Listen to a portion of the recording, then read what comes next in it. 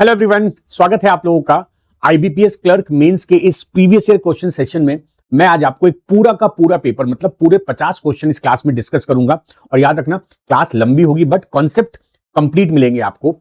याद रखिए, ये जो पेपर आप आज डिस्कस करने जा रहा हूं, जो मैंने इससे पहले भी आपके साथ पेपर डिस्कस किए हैं या आप लोगों ने आईबीपीएस क्लर्क मेंस के पुराने पेपर देखे होंगे। इन पेपर्स में अगर मैं सारे सब्जेक्ट की बात करूं तो उसमें ओवरऑल मार्क्स होते हैं 200, बट जो आपका कट ऑफ बनता है वो 100 मार्क्स से बनता है, मतलब उसको 100 में कन्वर्ट करते हैं। तो आप सारे जितने भी स्टेट्स हैं, अगर तुम सारे स्टेट्स का कट ऑफ देखो तो मैक्सिमम टू मैक्सिमम 55% गया है। कुछ केरला में या कहीं उत्तर प्रदेश में, हरियाणा में तो मतलब 55%, 100 में से 55 या 200 में से 110 से ज्यादा कट ऑफ नहीं गया। और आईबीपीएस क्लर्क मींस में कोई इंडिविजुअल कट ऑफ नहीं होती, मतलब आपको ऐसा नहीं है कि आपको मैथ्स में या रीजनिंग में या इंग्लिश में कुछ अलग से कट ऑफ देखनी है, आपको ओवरऑल स्कोर पे काम करना है। तो यहां पर आपको ये ध्यान रखना है कि मैथमेटिक्स में कुछ ऐसे क्वेश्चंस हैं जिनको आप बहुत जल्दी कर सकते हो। 25 क्वेश्चन आप ढूंढ के इजीली कर सकते हो। तो जब भी आप मेंस के पेपर में आईबीपीएस क्लर्क मेंस में इस बार दोगे या जब भी आप दोगे तो याद रखना कि आपको 25 तो मिनिमम करने हैं। और ऐसे क्वेश्चंस हैं जो 25 हो सकते हैं। आपको बस आना ये चाहिए कि कितने क्वेश्चन आप, कौन सा क्वेश्चन आप कर पाओगे, कौन सा नहीं कर पाओगे। क्वेश्चन सिलेक्शन से ज्यादा इंपॉर्टेंट है क्वेश्चन छोड़ना। अगर आपने गलत क्वेश्चन पकड़ लिया और आप उसको नहीं कर पाए तो आपका पूरा टाइम वेस्ट होगा और आपका जो डिप्रेशन आ जाएगा या मोटिवेशन लेवल एकदम जीरो हो जाएगा। तो इसीलिए आप क्वेश्चन सिलेक्शन पे ध्यान दीजिए। देखो, अप्रोक्सीमेशन के 4-5 क्वेश्चन आते हैं, क्वाड्रेटिक के क्वेश्चन आ जाते हैं, कभी कभी सीरीज के क्वेश्चन आते हैं जो वो आसान क्वेश्चन होते हैं। 10-12 तो आपके इस तरह क्वेश्चन मिलेंगे जो आप इजीली कर सकते हो। फिर डीआई भी अच्छी मिलेगी। कुछ डीआई 2 या 3 या 4 डीआई आती है, उनको पकड़ना, उनको सही से समझना। कुछ अर्थमेटिक आप कर सकते हो। मतलब ओवरऑल इस पेपर में आप 25 से 30 क्वेश्चन आसानी से कर सकते हो। तो चलो स्टार्ट करते हैं इस बार के इस प्रीवियस ईयर क्वेश्चन के सेशन में आईबीपीएस क्लर्क मेंस का एक कंप्लीट पेपर।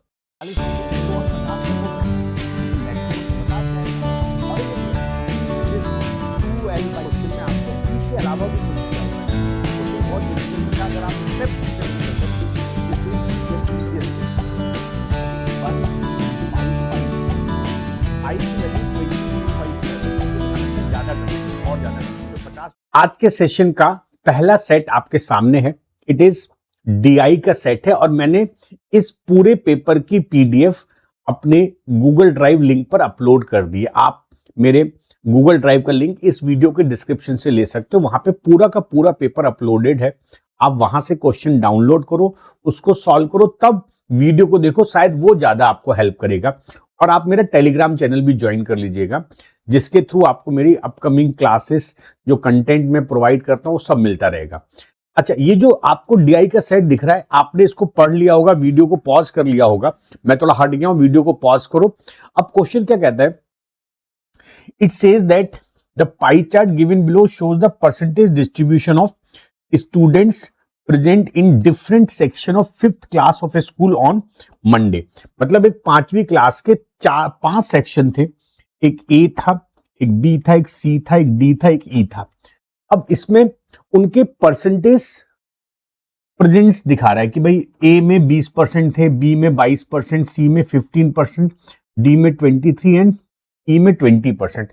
ये बच्चे जो वहां पर प्रेजेंट थे, ठीक है, ये बच्चे जो वहां पर प्रेजेंट थे, इस बारे में ये बात कर रहा है। अच्छा, अब यहां पर कुछ नोट की कंडीशन दे रखी है। अच्छा, मेरे पास टोटल स्टूडेंट कहीं नहीं दिए हुए हैं, मेरे पास टोटल स्टूडेंट कहीं नहीं दिए। तो ये जो मुझे नोट दिया है, जो ये टिप्पणी दी है ना, इस टिप्पणी से मुझे शायद टोटल बच्चे आ जाए। तो देखो, पहला नोट ये कह रहा है, difference between the number of student present in section A and section B is 4। हाँ, इस लाइन से मुझे सब कुछ मिल जाएगा। मैं क्या बोलूंगा, देखो ए और बी में 20 एंड 22, तो इनका डिफरेंस है 2%। अच्छा, मान लो कि हमारा टोटल स्टूडेंट इन 5 सेक्शन में आप मान लो x, तो हम लिखेंगे 2% ऑफ x बराबर 4। x का मान हो गया 200। अब इसका मतलब ये हो गया, हमारे पास जो ये डेटा बन गया, यहां पर टोटल बच्चे जो उस दिन प्रेजेंट थे, उस मंडे की जिसकी हम बात कर रहे हैं, उस मंडे को टोटल 200 बच्चे प्रेजेंट थे। और उन 200 बच्चों को मैंने डिवाइड कर लिया इस तरह से 20%, 22%, 15%, 23%, 20%। तो अब हम ये भी कर सकते हैं, हम ये निकाल सकते हैं ए, बी, सी, डी और ई। अच्छा, अब यहां पर आपने हमेशा तैयारी की होगी, जब आपने प्रिपरेशन की होगी तो आपको पता होगा 200 है ना, तो 20 गुना 2 करो 40। तो ए सेक्शन में 40 बच्चे हैं, यहां पर 44 बच्चे, यहां पर 30 बच्चे हैं, 23 46 बच्चे हैं, और इधर 22 या 40। तो मेरे पास कितने बच्चे प्रेजेंट हैं, ये आ गया मेरे पास कितने बच्चे प्रेजेंट है, ये आ गया। ठीक है, finally how many students are present in the sections, 5th class के सेक्शंस के बच्चे आ गए। ये मेरी फर्स्ट स्टेटमेंट आ गया। अच्छा, in each of the section B C D E the total number of student present and absent is less than 51। Now ये इंपॉर्टेंट स्टेटमेंट है, क्योंकि जहां पर लेस देन वर्ड आ गया मतलब ये मेंस लेवल का क्वेश्चन हो गया। अब इस बात का मतलब ये है, वो ये कह रहा है कि बी सी डी और ई में टोटल स्टूडेंट जो हैं केवल इन 4 की बात कर रहा है, इट इज लेस देन 51। ठीक है, इसका मतलब कुछ बच्चे अब्सेंट हैं, इसमें कुछ बच्चे यहां पर अब्सेंट हैं। हमारे पास ए का टोटल नंबर नहीं बोल रहा, लेकिन बी सी डी का टोटल नंबर 51 से लेस है। इसको हम ध्यान रखेंगे, आगे काम आएगी बात। And no section has full attendance. Now this is also very important. जैसे हम ये कह रहे हैं ए में 40 बच्चे हैं, तो उसमें कम से कम मिनिमम एक बच्चा जरूर एब्सेंट होगा। मतलब इन सारे सेक्शन में कोई मिनिमम एक बच्चा जरूर एब्सेंट होगा। मैक्सिमम की लिमिट कुछ भी हो सकती है, डिपेंडिंग अपॉन द कंडीशन। तो हमें समझ में आ गया कि भाई मुझे बच्चे मिल गए कि किस क्लास में कितने बच्चे हैं। तो अब आप क्या करो, ये सारा डेटा आप लिख लो। मैं आपको ना क्वेश्चन के लिए मैं इस डेटा को लिख के दूंगा, जिससे आप आगे आसानी से कर पाओ। तो देखो, हमारे पास प्रेजेंट का डेटा आ गया। अब मैंने क्या किया, जो डेटा था उसको इस टेबल में रख दिया कि भाई ए में कितने प्रेजेंट थे 40, बी में 44, सी में 30, डी में 46 एंड ई में 40। और आपके दिमाग में वो डेटा होना चाहिए कि भाई बी सी डी में मैक्सिमम टू मैक्सिमम बच्चे 50 हो सकते हैं, 51 से लेस बोला है, और हर क्लास में कोई ना कोई एक मिनिमम 1 स्टूडेंट एब्सेंट जरूर है। ठीक है, तो चलो पहला क्वेश्चन देख लेते हैं। Now this is the first question.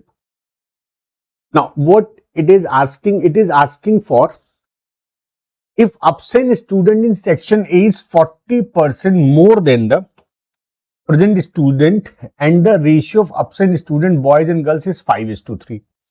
ठीक है, if absent student in section is 40% more than the present student and the ratio of absent student boys girl is 5:3, then find the absent girl student in section A. अच्छा देखो भाई, अब हमारे पास जो A में absent student है ना, it is 40% more than 40। तो 40 का 40% 60, तो absent स्टूडेंट हो गए। आप 40 में 16 ऐड कर दो, 56 बच्चे हमारे absent हैं। और यहां पे बोल रहा है कि इन absent बच्चों में गर्ल्स और बॉय का रेशियो कितना है। गर्ल्स, अच्छा पहले बॉयज है, ये भी ध्यान रखना है। ये बोल रहा है कि इस absent में बॉय और गर्ल का रेशियो हमारा कितना है, 5:3. Ratio of absent boys and girls is 5:3. Then find the absent girl student in section is what percent of the total present student in section C. तो देखो absent girl कितनी है, 3 out of 8. तो 8 बराबर 56, 1 बराबर 7, तो 3 बराबर 21। तो मेरे पास absent girl आ गई 21। हमसे बोल रहा है 21 is what percent of present student in C.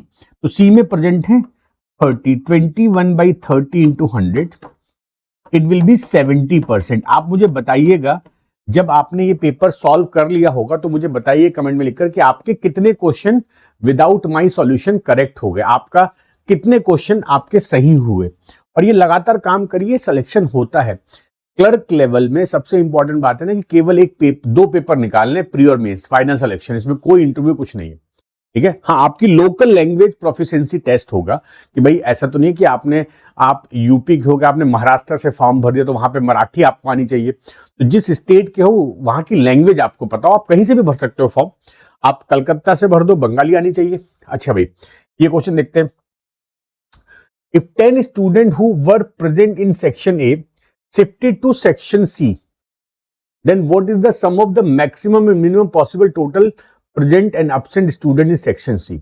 अब जरा ये क्वेश्चन समझिए आप और बताइए क्या आप इसको एक बार में समझ पाए थे इस क्वेश्चन को। हमारे पास जो क्वेश्चन कह रहा है कि ए में से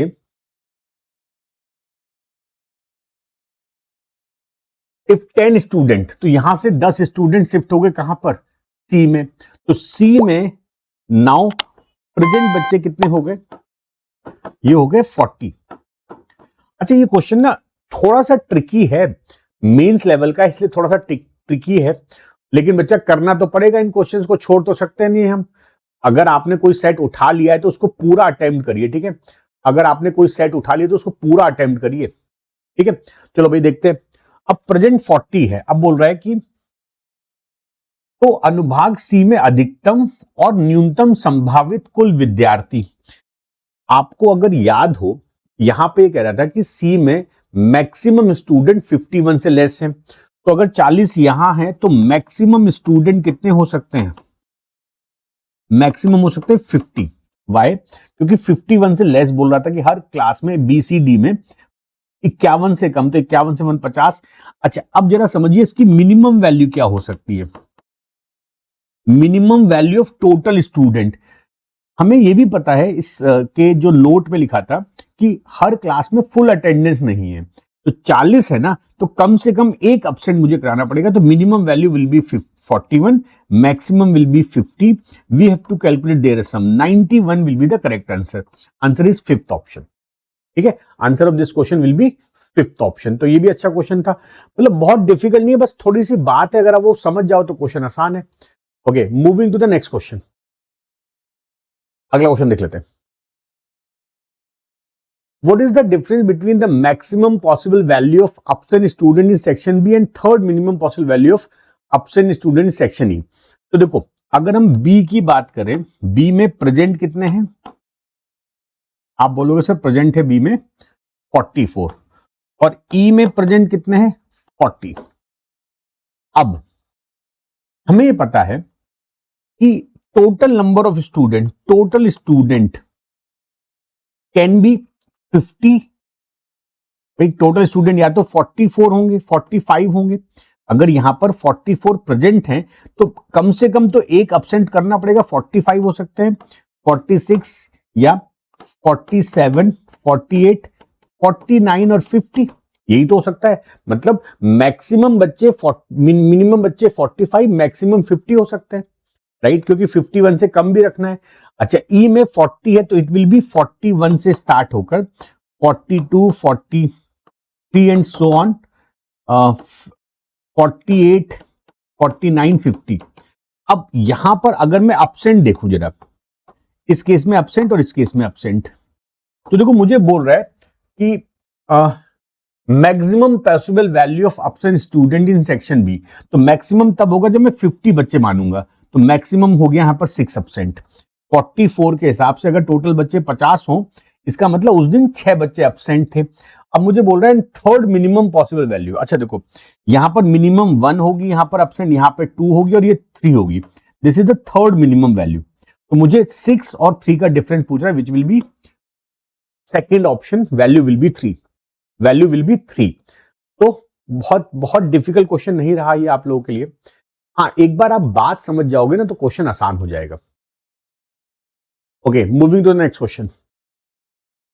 now if the value of absent student in section C is greater than 7 and the total number of student present plus absent in section C is a square number, तो बोल रहा है if the value of absent student in section C, देखो बच्चा section C में total present बच्चे कितने हैं, आप कहोगे सर टोटल प्रेजेंट है सेक्शन C में 30 बच्चे, ठीक है। अब ये कह रहा है कि जो एब्सेंट बच्चे हैं, अब यहां पर भी 30 से है, अगर हमारे पास टोटल प्रेजेंट 30 है तो हमें मालूम है मैक्सिमम 50 हो सकते हैं, मिनिमम 31 हो सकते हैं। भाई 30 में एक तो मुझे एब्सेंट करना पड़ेगा, तो ये जो नंबर होगा द टोटल बच्चे, टोटल स्टूडेंट का जो नंबर होगा वो 31 से लेकर 50 के बीच में कहीं होगा। मुझे कम से कम एक तो मुझे एब्सेंट कराना है, that number will be from 31 to 50। ये बात हमें और आपको समझ में आ गई।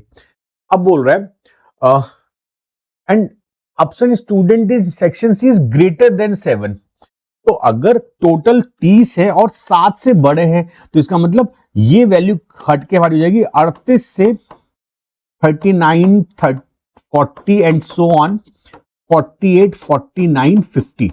मतलब अगर मेरे पास एब्सेंट बच्चे 7 से ज्यादा है तो 38 होंगे, 39 होंगे, 40 होंगे, 50 तक हो सकते हैं, क्योंकि मैक्सिमम तो 50 जाएगा। और ये बोल रहा है कि it is in section C is a square number, then अच्छा अब मुझे बताओ आप 38 से लेकर 50 के बीच में ऐसा कौन सा नंबर है जो परफेक्ट स्क्वायर है? This is 49। तो ये जो सारी कहानी थी ना, आपको ये बात ध्यान रखनी कि 7 से अधिक क्यों बोला, क्योंकि अगर 7 से कम हो तो 36 भी एक परफेक्ट स्क्वायर नंबर था। उसको एक नंबर ढूंढवाना है आपसे। क्वेश्चन चाहता है कि तुम एक नंबर ढूंढो, लेकिन नंबर वो डायरेक्ट नहीं देगा, कोई पजल देगा, उस पजल से आपको उस नंबर को ढूंढना पड़ेगा। तो यहां पर पजल ये थी कि भाई टोटल स्टूडेंट जो हो सकते थे, अगर यहाँ पे प्रेजेंट 30 हैं तो 31 से 50 तक हो सकते थे, लेकिन ये बोल रहा है कि अब्सेंट स्टूडेंट 7 से ज्यादा है, मतलब 38 से स्टार्ट होगा अब्सेंट। तो मेरे पास अब्सेंट की लिस्ट, टोटल बच्चों की लिस्ट बनी 38 से 50। बोल रहा है वो परफेक्ट स्क्वायर है, तो इस रेंज में केवल एक परफेक्ट स्क्वायर है, तो 49। तो मेरे पास टोटल बच्चे हो गए 49। Then what is the difference between the absent student section C and total present student in section A and section E together? तो यहां पर अब्सेंट कितने हैं? सी में अब्सेंट कितने हो गए? हमारे पास टोटल बच्चों का डेटा आ गया 49, प्रेजेंट है 30, तो अब्सेंट हो गए 19। तो बोल रहा है कि ए और ई में प्रेजेंट, तो देखो 40 40 80, तो ए के और ई के प्रेजेंट 80 और माइनस अब्सेंट ऑफ सी, ये सब्ट्रैक्ट कर दो, इट विल बी 61। आंसर हो गया फर्स्ट ऑप्शन, आंसर हो गया फर्स्ट ऑप्शन। क्या ये बात आप लोगों को समझ में आ रही है? आप मुझे बताइएगा कमेंट में कि आपने कितने क्वेश्चन सही किए और आपको सारी बातें समझ में आ गई। हो सकता है कभी कभी बच्चों को इन चीजों में प्रॉब्लम हो सकती है, बट अगर आप मेंस के लिए जा रहे हो तो आपको इस लेवल पे सोचना पड़ेगा। इस सेट का अगला question, if it is given that the sum of maximum and minimum possible value of absent student in section D is 4, then what is the maximum total number of students present absent in section D? अच्छा, अब यहां पर आपको समझना क्या है, section D में total 46 बच्चे हैं, 46, ये तो हो गया प्रेजेंट बच्चे, दिस इज प्रेजेंट स्टूडेंट। तो अब आप मुझे बताओ कि absent स्टूडेंट क्या हो सकता है? What can be the value of absent student? तो absent स्टूडेंट, और हम टोटल लिखते हैं पहले, ठीक है, टोटल स्टूडेंट लिख देते हैं। इट विल बी 47, एक को मुझे मिनिमम अब्सेंट करना ही करना है, 47, 48, 49 एंड 50, राइट। अच्छा, अब इसी हिसाब से अब्सेंट कितने होंगे? अगर क्लास में 47 बच्चे होते तो एक अब्सेंट होता, क्योंकि 46 आए, इधर 2 होते, इधर 3 होते, इधर 4 होते, तो मेरे पास 1 2 3 4 वैल्यूज आ गई। अब बोल रहा है यदि यह दिया गया कि अनुभाग डी में अनुपस्थित विद्यार्थियों के अधिकतम और न्यूनतम संभावित मानों का योग 4 है। अब आप मुझे बताओ, ये जो मैंने 4 वैल्यू लिखी है, इन 4 वैल्यू में अधिकतम और न्यूनतम ऐसी कौन सी दो संख्या ले कि हमारे पास उनका योग 4 आ जाए? अधिकतम संभावित मान और न्यूनतम संभावित अब्सेंट स्टूडेंट का मान, इनमें से कौन सी दो वैल्यू लूं जिनका सम 4 है? आप बोलोगे सर एक ही पॉसिबिलिटी है 3 और 1, एक ही पॉसिबिलिटी है 3 और 1, है ना? तो इसका मतलब मिनिमम 1 अब्सेंट और मैक्सिमम 3 अब्सेंट। तो ये तो बोला, देखो लैंग्वेज समझो, if it is given that the sum of maximum and minimum possible values of absent student in section D is 4, ठीक है, तो यहां पर मुझे 4 करना था, तो इन दोनों का सम 4 आ रहा है। इसका मतलब इस क्लास में मैक्सिमम बच्चे 49 हो सकते हैं, मिनिमम 47 हो सकते हैं। अगर 49 लोगे तो अब्सेंट 3 हुए, 47 लोगे तो 1 हुए। आप इस क्वेश्चन को थोड़ा सा लॉजिकल समझना। ऐसा हो सकता है कि किसी दिन 47 बच्चे, मतलब हो सकता है कि पूरी क्लास में 47 बच्चे हों, एक दिन 47 पूरी क्लास में 49 बच्चे हों। तो अब जब 49 बच्चे हैं, 46 आए तो 3 अब्सेंट हो गए, है ना? अगर 47 बच्चे तो 46 आए तो 1 अब्सेंट हो गया। मतलब ये पॉसिबिलिटी है, ये क्वेश्चन पॉसिबल वैल्यू पे बात कर रहा है।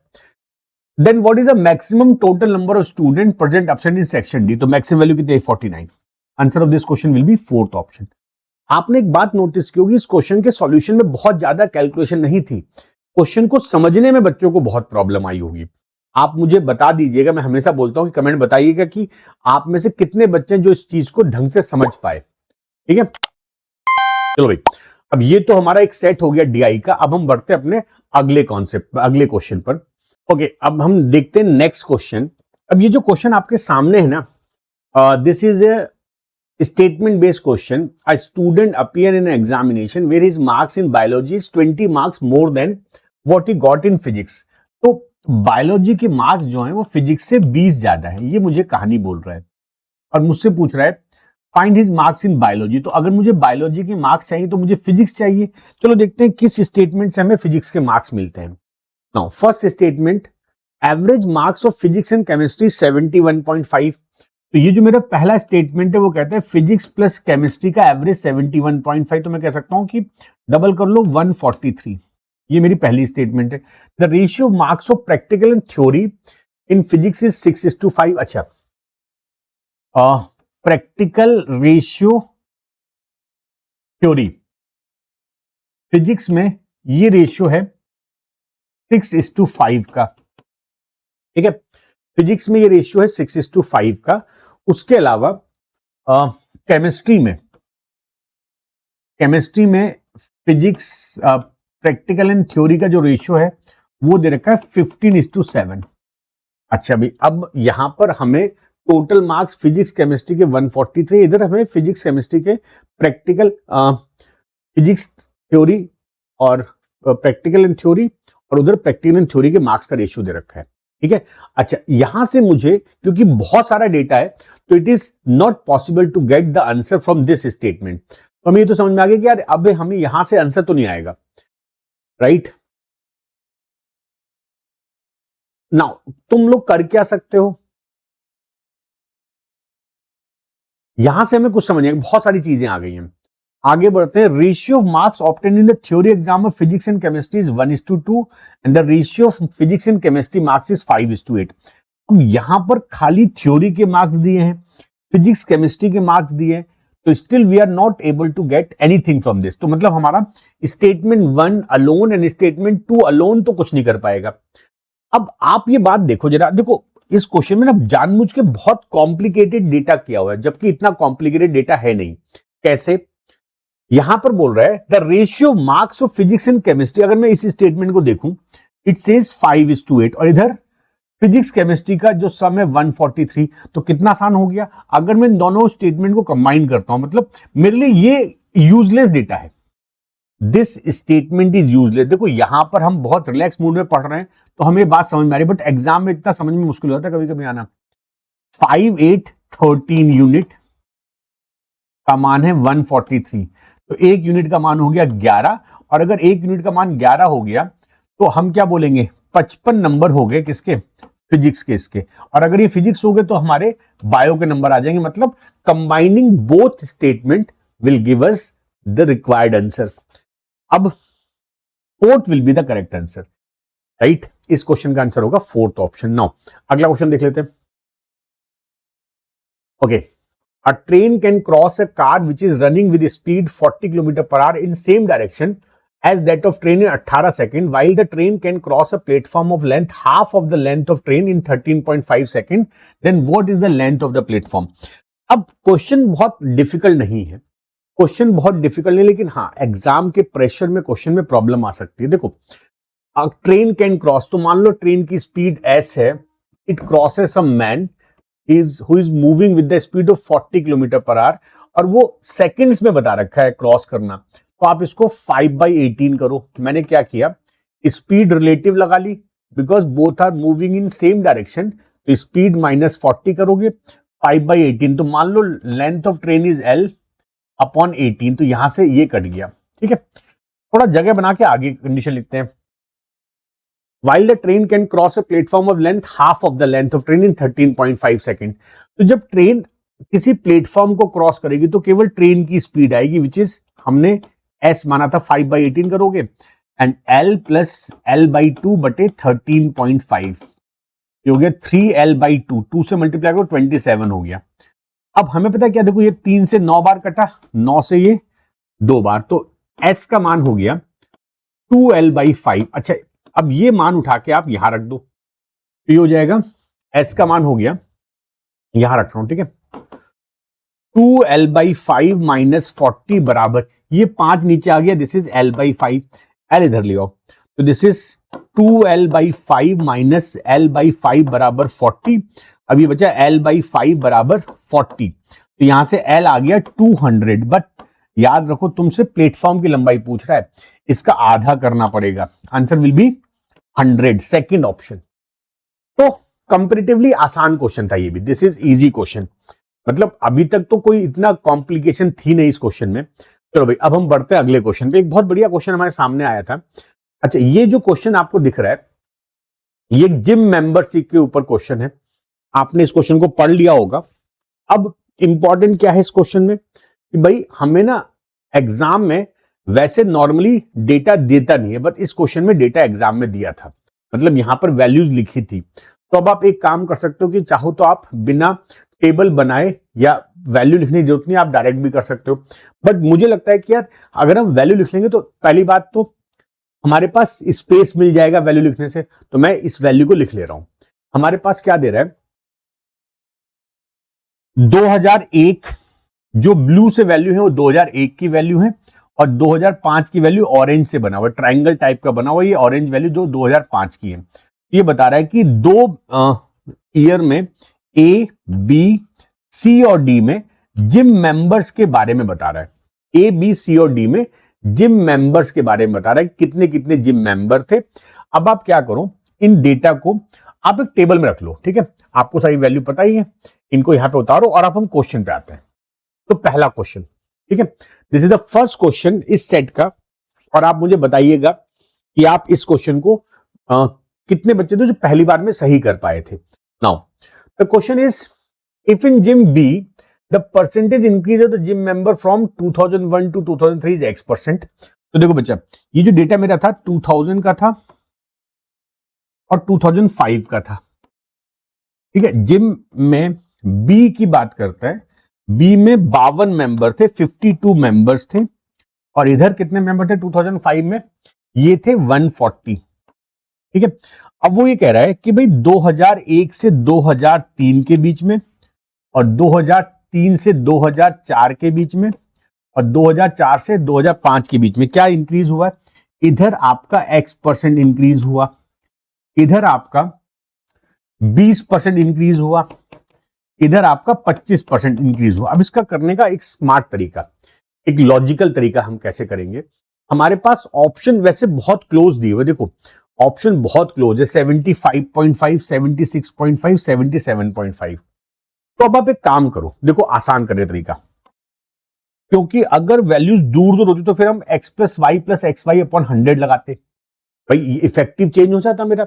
लेकिन ऑप्शन बहुत क्लोज है तो हम इस तरह से नहीं करेंगे, हम क्या करेंगे, ओके, हम ये करेंगे कि भाई 20% का मतलब 1/5 तो हो जाएगा 6/5, ये हो जाएगा 5/4 बराबर 140, और ये हो जाएगा 52 1 प्लस x/100, यही तो करोगे भाई। 52 में पहले x% बढ़ाया इन 2 साल के बीच में, फिर इधर आपने 20% बढ़ाया, तो आपको 6/5 गुना, यहाँ पे 5/4, तो कुछ चीजें आपके सामने आसान हो जाएगी। 26, तो 1 प्लस x/100 बराबर 140/26 दिया 78, ये 78 हो गए, तो 70/39। अब आप 1 को इधर ले जाओ, तो x/100 विल बी 70/39 माइनस 1, तो 31/39 x/100, ठीक है। x will be 31/39 into 100। अब जरा यहां पर आपको एक स्मार्टनेस आनी चाहिए। अब आप डिवाइड तो करना मत, है ना, डिवाइड करने से कोई फायदा नहीं होगा क्योंकि ऑप्शन बहुत क्लोज हैं, डिवाइड तो आप करना मत। अब हम इसका जुगाड़ लगाएंगे। देखो मैंने आपको हमेशा बताया कि जब भी तुम्हारे पास परसेंटेज आ जाए 31/39 गुना 100 आ जाए, तो यहां पर 100 को तो हटा दो आप, ठीक है, 100 को तो हटा दो। अब आप करो इस पर सॉल्व, 39 अगर मैं निकालता हूं इसका 75%, वो कितना होगा बच्चा, 75 नहीं, ऐसा करो आप निकालो 80% निकालो इसका।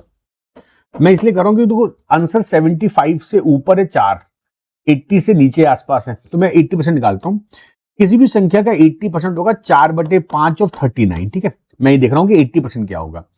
5 सत्ते 35, 5 अट्ठे 40, ये हो जाएगा 8 चौक 32, 3 7 चौक 28, 31.2, मतलब 80% आया 31.2, मुझे चाहिए 31, इसका मतलब 80 से जस्ट नीचे वाला ये रहा, fourth will be the correct answer. तो इस क्वेश्चन को आपको ऐसे करना चाहिए था। देखो कॉन्सेप्चुअल क्वेश्चन बहुत आसान है, बट प्रैक्टिस करिए, क्वेश्चंस करना शुरू करिए, आपके आंसर आने लगेंगे। मजा आया इस क्वेश्चन में? आप मुझे बताइएगा इस पूरे सेट, इस पूरे पेपर का ओवरऑल एक्सपीरियंस आपको क्या रहा। ओके, यदि जिम बी में 2002, 2003 और 2004 में सदस्यों की समान संख्या शामिल हुई तथा 2001 और 2005 में केवल 5 व्यक्तियों ने जिम छोड़ा। ओके, जिम बी ही की बात कर रहा है, 2001, 2002, 2003, 2004 एंड 2005, ऐसा कुछ था। अब ये कह रहा है कि 2001 में यहां पर कितने लोग थे? 52 मेंबर थे, यहां पर थे 140 मेंबर, है ना।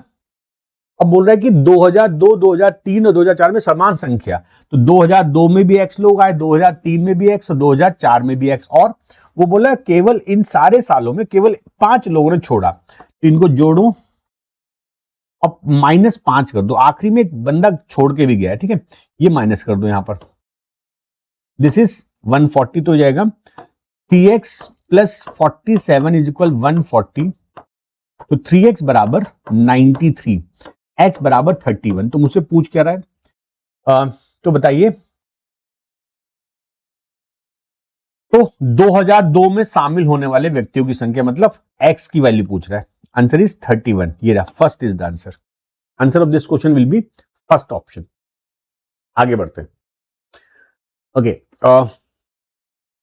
the total number of male gym member in gym C and gym A together in 2001 is 100। Okay, तो अब हमारे पास A और C की बात कर रहा है। क्वेश्चन में थोड़ी सी जगह की समस्या हो सकती है, तो देखो A और C टोटल मेंबर 2001 की मैं बात कर रहा हूं, यहां भी 2001, तो 2001 में यहां पर 160 मेंबर थे और सी में 120 मेंबर थे। वो बोल रहा है total number of male gym member in gym C and gym A together. अब यहां पर ना टुगेदर टोटल की बात कर रहा है, तो यहां पे टोटल वर्ड लिख देते हैं हम लोग एक, ये 100 मेंबर है टोटल। अच्छा, and in 2001 the total number of male member gym A was 75 total gym member in gym be in 2001। तो ये कह रहा है कि 2001 में in 2001 total number of male gym member in gym A was 75, मतलब B के जो मेंबर है इसका 75, तो यहां पर 39 मेल मेंबर हैं, ये मुझे समझ में आ गया। टोटल 100, तो यहां पर 61 मेल मेंबर हो गए, किसमें? सी में, इतना समझ में आ गया। Then find the total number of female gym member in gym C in 2001 is what % of the total number of gym member in gym C in 2005। तो देखो अगर 61 हमारे पास मेल है, तो यहां पर फीमेल कितनी होंगी? फीमेल विल बी 120 से घटाओ 61, 59। अब हमसे पूछ क्या रहा है, इट इज आस्किंग यार ये जो मेल के बाद फीमेल जो आई है, number of female gym member in gym C 2001 is what % of the total number of gym member in gym C 2005, 80। तो मुझे ये पूछ रहा है, ये तो आसान क्वेश्चन हो गया। ये हो गया 590 डिवाइडेड बाई 8, 8 7 जा 56, 38 3 जा 60, है ना, और 68 7 जा और 75, 73.75। देखो इस क्वेश्चन के ऑप्शन कितने क्लोज हैं, आपने देखा 72.5, ये देखो 74.25, बहुत क्लोज आंसर है, तो इसको बहुत ढंग से करिएगा। Answer will B third option, इस क्वेश्चन का आंसर हो जाएगा थर्ड ऑप्शन, राइट। ओके, अगला क्वेश्चन देख लेते हैं। Now if in 2005 the ratio of number of female to male gym member in gym C is, देखो भाई जिम सी की बात करते हैं 2005, ठीक है, टोटल मेल एंड फीमेल, तो टोटल कितने हैं? 80 हैं, और रेशियो 9:7, 9:7 16। याद रखना फीमेल पहले बोल रहा है, 9 7 16, 16 बराबर 80, तो 1 बराबर 5, तो 45 फीमेल हो गई और 35 मेल हो गए, 45 female 35 male. And in the year 2004 few member left the gym in which the number of female was 15%. then how many female member were there? okay, देखो बहुत प्यारा क्वेश्चन है। ये 2005 की बात थी, दिस इज 2005। अच्छा, अगर मैं 2001 देखूं, यहां पर मेंबर कितने हैं? 120। तो आप बोलोगे सर यहां पे केवल 40 लोगों ने छोड़ा है, तभी तो 120 से 80 हो रहा है। और ये कह रहा है कि ओनली इन द ईयर 2004, तो ये जो छोड़े हैं ना, जो छोड़े हैं वो केवल 2004 में छोड़े हैं। और ये भी बोल रहा है कि 2004 में जो छोड़ा है उसमें फीमेल थी 15%। तो ये जो 40 लोग निकले हैं, इसमें फीमेल थी 15%। 40 का 15% हो गया -6। मतलब यहां पर जितनी फीमेल रही होगी उसमें 6 घटाओगे तो आपका 45 आना चाहिए। तो फीमेल -6 बराबर 45, तो फीमेल इज 51। इसका मतलब 2001 में 51 फीमेल थी, 6 ने छोड़ दिया, बची 45। Answer will be first option. Answer will be first option. Okay, अगला क्वेश्चन देखते हैं। Okay, in 2002 in Gym D, the percentage increase of total member from previous year is 25%, in which males are 37.5. देखो जरा ध्यान देना, 2001 हम बात कर रहे हैं डी की, जगह कम है लेकिन कोशिश करेंगे कि आपको ये बात समझ में आ जाए। 2001 में टोटल मेल एंड फीमेल, ठीक है। फिर 2002, अब ये कह रहा है कि यहां से जब यहां बढ़े ना तो कितना इंक्रीज हुआ? 25%। 25% का इंक्रीज हो गया। तो यहां पर मेरे पास टोटल कितने हैं डी में? 128, और इसका 25% हो जाएगा, इसमें आप 32 जोड़ लो तो मतलब कितने हो गए? यहां पर 160 मेंबर हो गए। मतलब 2002 में यहां पर 160 मेंबर है। 2002 में यहां पर 160 मेंबर है। नाउ अब ये जो 160 मेंबर है ना, इसमें 37.5%, अच्छा 37.5% of the new gym member who joined and the new male member are 20% more. अच्छा, इन विच मेल्स आर, अच्छा ये जो ज्वाइन किया है ना, ये जो ज्वाइन किया है 32 लोगों ने, इस 32 का 3/8, 37.5 मतलब 3/8। तो ये जो 32 ज्वाइन किए हैं, इसमें 12 मेल हैं और 20 फीमेल हैं, राइट। अब जो अगली स्टेटमेंट है बहुत ढंग से समझना, and the new gym member who joined and the new male member are 20% more than the number of male member present in the previous year. ये जो 12 लोग आपको दिख रहे हैं मेल ज्वाइन के, ये पिछले साल से 20% ज्यादा है, मतलब पिछले साल 10 मेल रहे होंगे। अब अगर 10 मेल हैं तो टोटल 128 है, तो 118 फीमेल रही होंगी शुरुआत में। तो ये मेरे कहानी हो गई कि यार 128 लोग थे, 32 लोगों ने ज्वाइन किया, इस 32 में 12 मेल थे, 20 फीमेल थी। जो ये 12 मेल थे पिछले बार के मेल से 20% ज्यादा है, मतलब यहां पे 10 थे, तो मेरे पास इधर का मेल फीमेल आ गया। अच्छा, अब यहां भी तुम कर सकते हो, क्या पूछ रहा है? Find the ratio of number of female member initial in 2001 and the number of female member in 2005, assume no other member joined or left in any year other than the given data। तो मतलब 2005 में यहां पर 118 plus 20 138 female हो गई, और बोल रहा है इसके बीच में कोई नहीं आया। तो मुझसे पूछ रहा है 2001 की फीमेल और 2005 की फीमेल का रेशियो, 118 बटे 138, 2 से काटो, 2 59, 2 69 है ना, 59 69, 118 138 होगा ना, 2 69 ऑप्शन नहीं दिख रहा मुझे।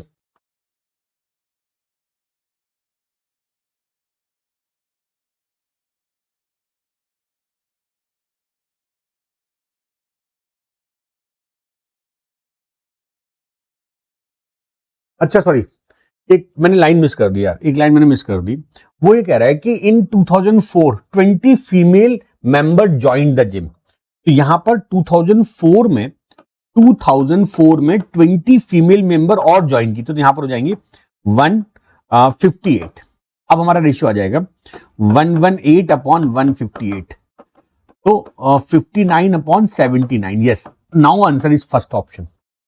Now answer is first option. अब ये क्वेश्चन हो गया आसानी से। अब हम बढ़ते हैं अपने अगले क्वेश्चन पर, ठीक है। अगला क्वेश्चन भी हमारा डीआई का है। पहले हम डीआई खत्म कर लेते हैं। अगला क्वेश्चन भी हमारा डीआई का है, तो जरा इसको समझो, इस सेट को। नाउ यहां पर हमें 4 कंपनी दे रखी है और उनका कुछ फंड है। The table given below shows the data of the total funds of 4 different companies and funds donated by each company to 3 different NGO. मतलब ये जो 4 कंपनी का डेटा दिया है WXYZ, और इनके पास कुछ फंड है जो ये 3 एनजीओ को बांटेंगे, ठीक है। ये हमारी कहानी है। जैसे डब्ल्यू का देखते हैं, हम डब्ल्यू का देखते हैं। यहां पर 12,000 रुपए इनका एक फंड था जो इन्होंने डिस्ट्रीब्यूट करा, चैरिटी करनी थी। तो 12,000 का 32% तो एनजीओ ए को दिया गया, एनजीओ सी को दिया गया 24%, और यहां पर अननोन है। तो अब आपको ये तो पता है कि भाई ये बोल रहा है कि कुल फंड और प्रत्येक कंपनी द्वारा 3 अलग अलग एनजीओ। तो ये कहना चाह रहा है कि एक कंपनी ने 3 एनजीओ को ही पैसा दिया है। तो अगर यहां 32 है, यहां 24 है, इनका सम कितना हो गया? 56। अगर इनका सम हो गया 56, तो बचा कितना? 44% यहां होगा। तो मैं इस डब्ल्यू का सारा डेटा निकाल सकता हूं। अब जरा ये देखो, 64% एंड 16%, ये हो गया 80%। बचा कितना? 20%। तो 20% इसके बराबर है, तो मैं यहां भी निकाल लूंगा वैल्यू, टोटल निकल आएगा, सारी वैल्यू निकल आएंगी। अब यहां पर हमें कुछ नहीं निकल पाएगा क्योंकि केवल 2 वैल्यू दे रखी है। 27 और 33, 40% निकल आएगा, इतना मैं कर सकता हूं। अब 13,500 में 52% दिया है, तो मैं इन दोनों का डेटा नहीं निकाल पाऊंगा। इस क्वेश्चन में ये डेटा नहीं निकल पाएगा, ये नहीं निकल पाएगा, और बाकी सब निकल जाएगा, ठीक है। ये आपको ऑब्जर्वेशन करना चाहिए। अच्छा, कुछ नोट दे रखे, sum of percentage distribution in each company is 100। मतलब ये हमने पहले समझ लिया था कि भाई ये 100 ही होना चाहिए। इन सबका सम, हर कंपनी का दिया हुआ जो पैसा है वो 100% है। Ratio between the total fund of company W to company Y is 4:y। W और वाई, अच्छा ये निकल जाएगा। 4:5 है ना, 4×12, तो ये 15,000 हो गया। फंड ये भी आ गया, तो मतलब अब ये भी पूरा निकल आएगा। Sum of the value are missing, तो ये 2 वैल्यू नहीं निकल पाएंगे हमारी, ठीक है। बाकी हम सब निकाल लेंगे। अब आपको करना क्या चाहिए? देखो, अब आप जल्दी जल्दी ये टेबल भरिए। 12 का 1000 का 32%, 44%, 24% लिख दीजिए यहां पर। अब देखो ये लाइन इंपॉर्टेंट है। देखो 64%, 16, 80%, तो ये 20% के बराबर है। आप लिखोगे 20% बराबर 1905, तो 100% बराबर, इसको 5 से गुणा करो, 95, 25, 100% हो गया 95, 25। अब आप इसका 64% निकालो, 16% निकाल लो। याद रखना, मेंस के अगर आप डीआई का कोई सेट कर रहे हो, मिसिंग डेटा है, तो आप तुरंत टेबल बनाइए, ठीक है, क्योंकि इसका यूज बार बार होगा। तो आप ये नहीं सोचना कि यार क्वेश्चन आएगा तो बनाएंगे, आप बनाना शुरू कर दीजिए टेबल। मैंने टेबल बना दी आप लोगों के लिए, मैंने वैल्यूज लिख दी है, ये हमारी टेबल बन गई, ठीक है।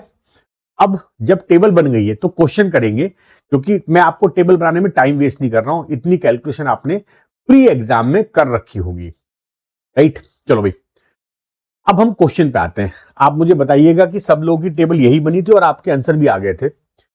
If the fund donated to NGO B by company W was distributed to an orphan child and elder person is 9:7, तो एनजीओ बी को डब्ल्यू 5280, तो ये कह रहा है कि जो एनजीओ बी को दिया डब्ल्यू ने, एनजीओ बी को डब्ल्यू ने दिया 5280।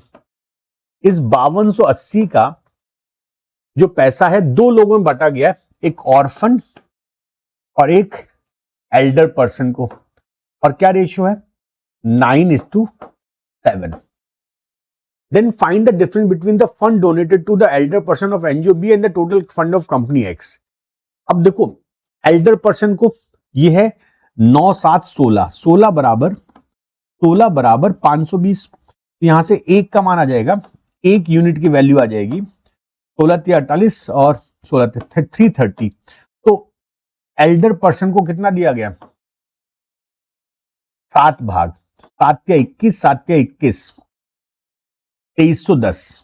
और आपसे पूछ रहा है what is the difference between Elder person को दिया गया पैसा और total fund of company x 9525।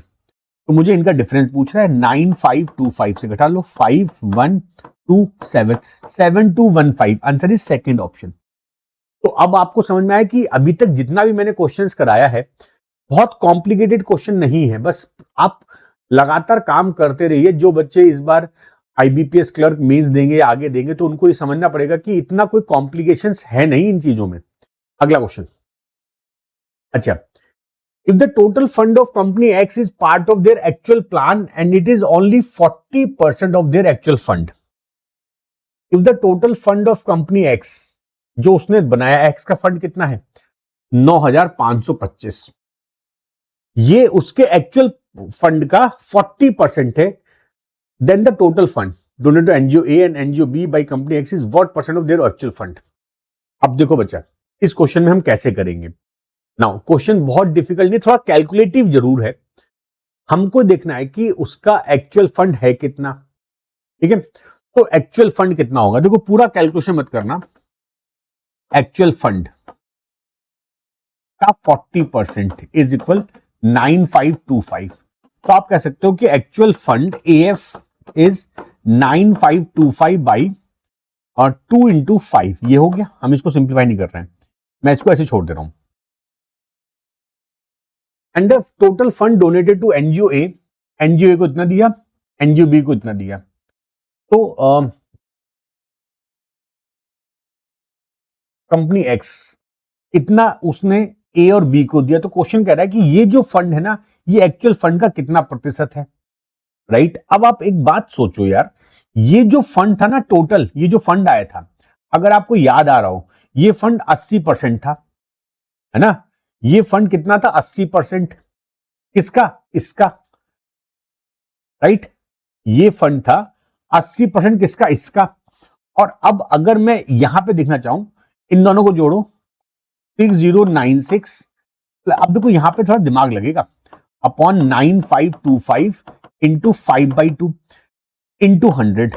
आपको अगर याद हो, और ये बड़ा मजेदार बात है, ये वैल्यू क्या थी आपको अगर याद हो, ये 80% तो थी भाई। ये जो मेरा फंड था ये 80% तो था। देखो 64 और 16 80% था। तो इसका मतलब 80% का मतलब क्या हुआ, दिस अपॉन दिस इंटू 100, ये 80% है मेरा। दिस इज 80%, तो मेरा आंसर हो गया 80/5/2, ठीक है। तो ये हो जाएगा 32%।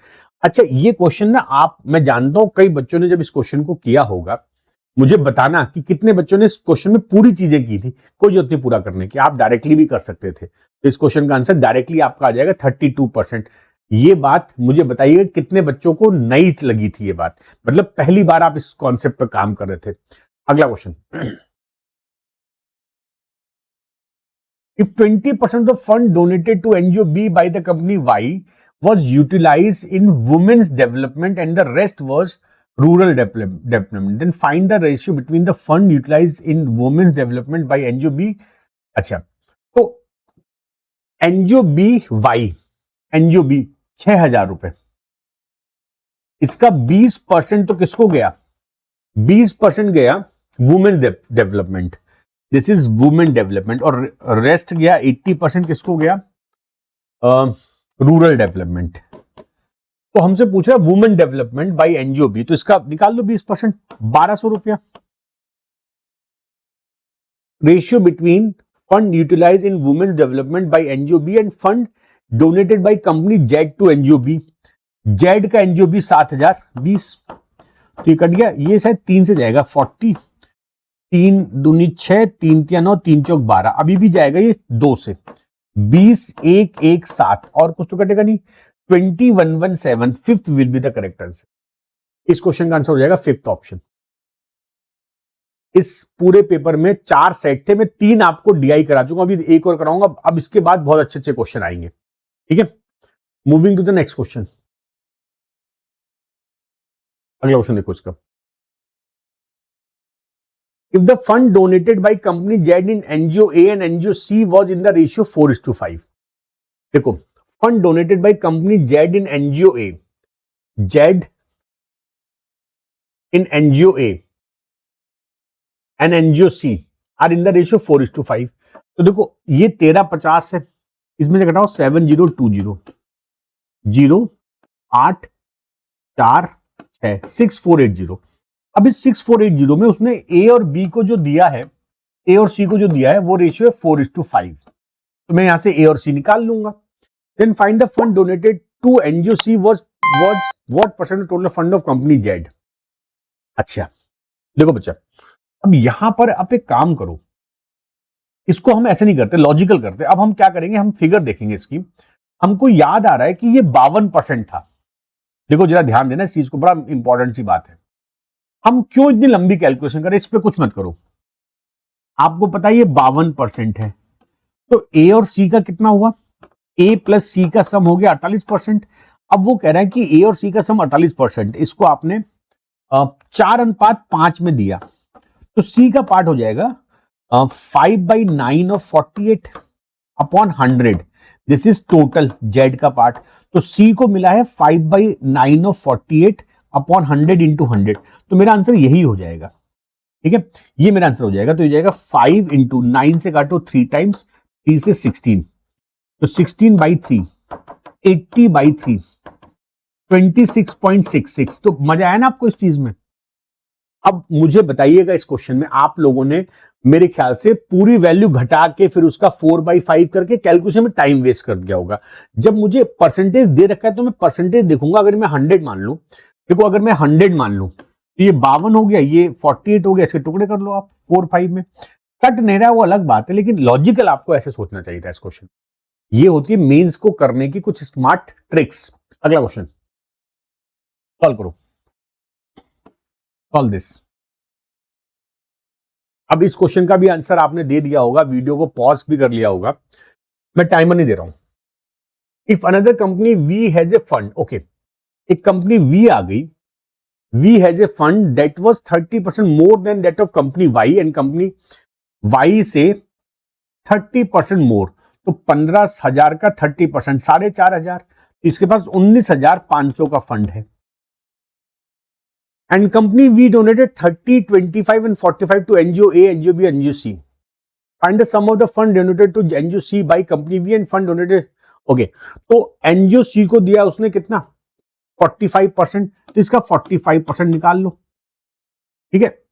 ये हो गया 100 से कट गया, तो 195 इंटू 45, तो ये तो हो गया फंड किसको मिला, एनजीओ सी को। एंड हमें बोल रहा है NGO A by company x, company x का एनजीओ ए 6096। अब एक काम करो, 5 पंजे 25, 25 प्लस 6, आखिरी में 1 आएगा, सारे में 1 है, तो अब कर लेते हैं, है ना। अब इसको हम करते हैं, क्या हम इसमें वो लगा दें डिजिटल सम। देखो गुणा भी कर सकते हो, लेकिन मैं कोशिश करता हूं डिजिटल सम लगाते हैं, ठीक है। हम इस क्वेश्चन को कोशिश करेंगे डिजिटल सम से करने की, कुछ तो जुगाड़ बनाते हैं, है ना। मल्टीप्लीकेशन तो हो ही जाएगा, बट हम कोशिश करते हैं।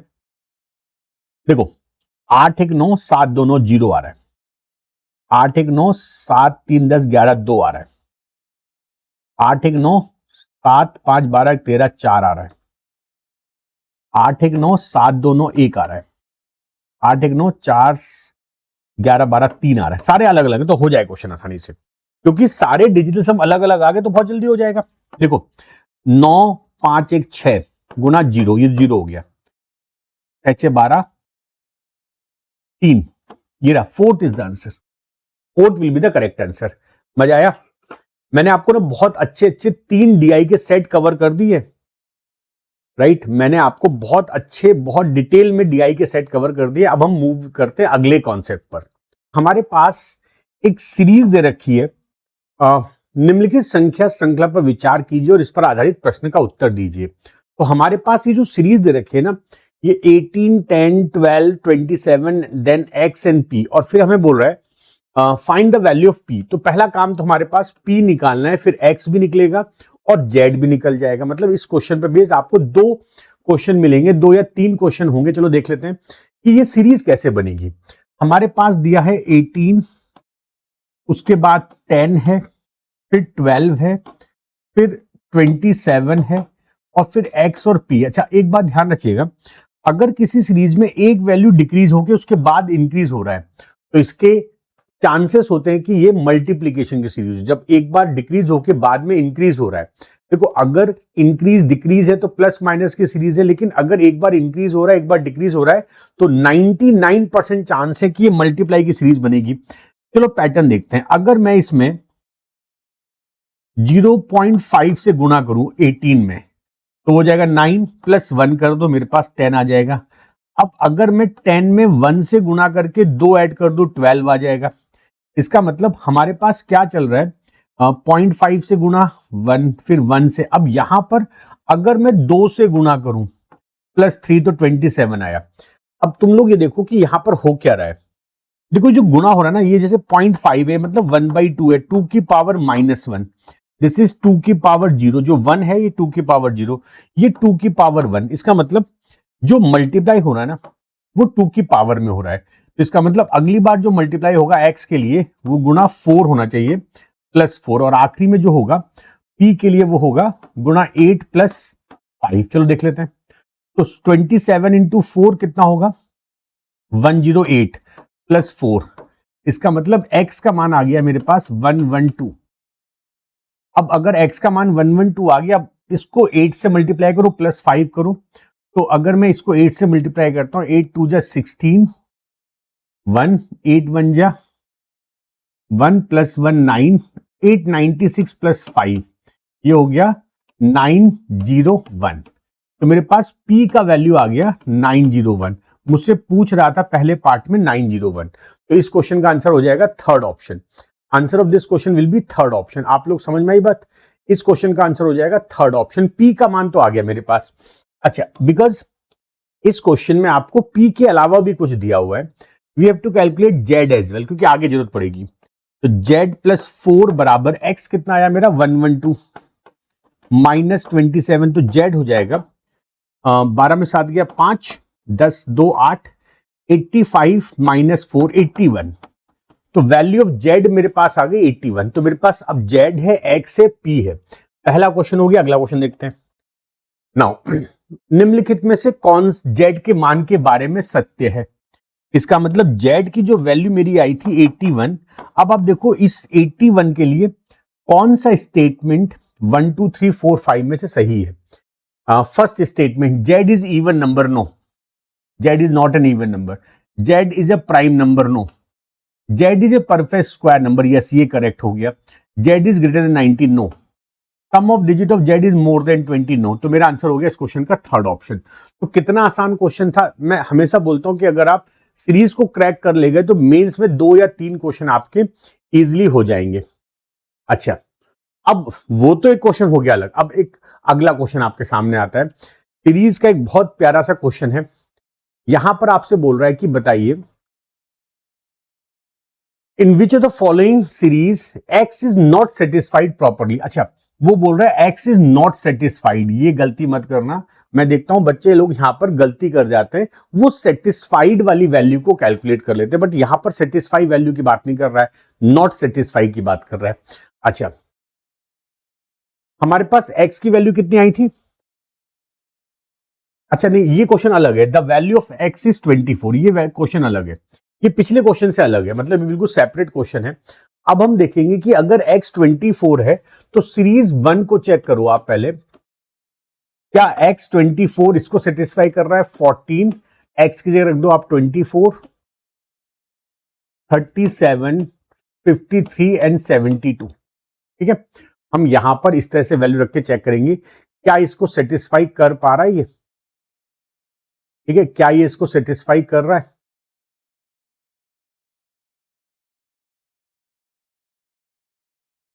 क्या ये इसको सेटिस्फाई कर रहा है। जरा आप भी इस क्वेश्चन को सॉल्व करने की कोशिश करिएगा, क्योंकि देखो ये क्वेश्चन थोड़ा सा टाइम टेकन होगा।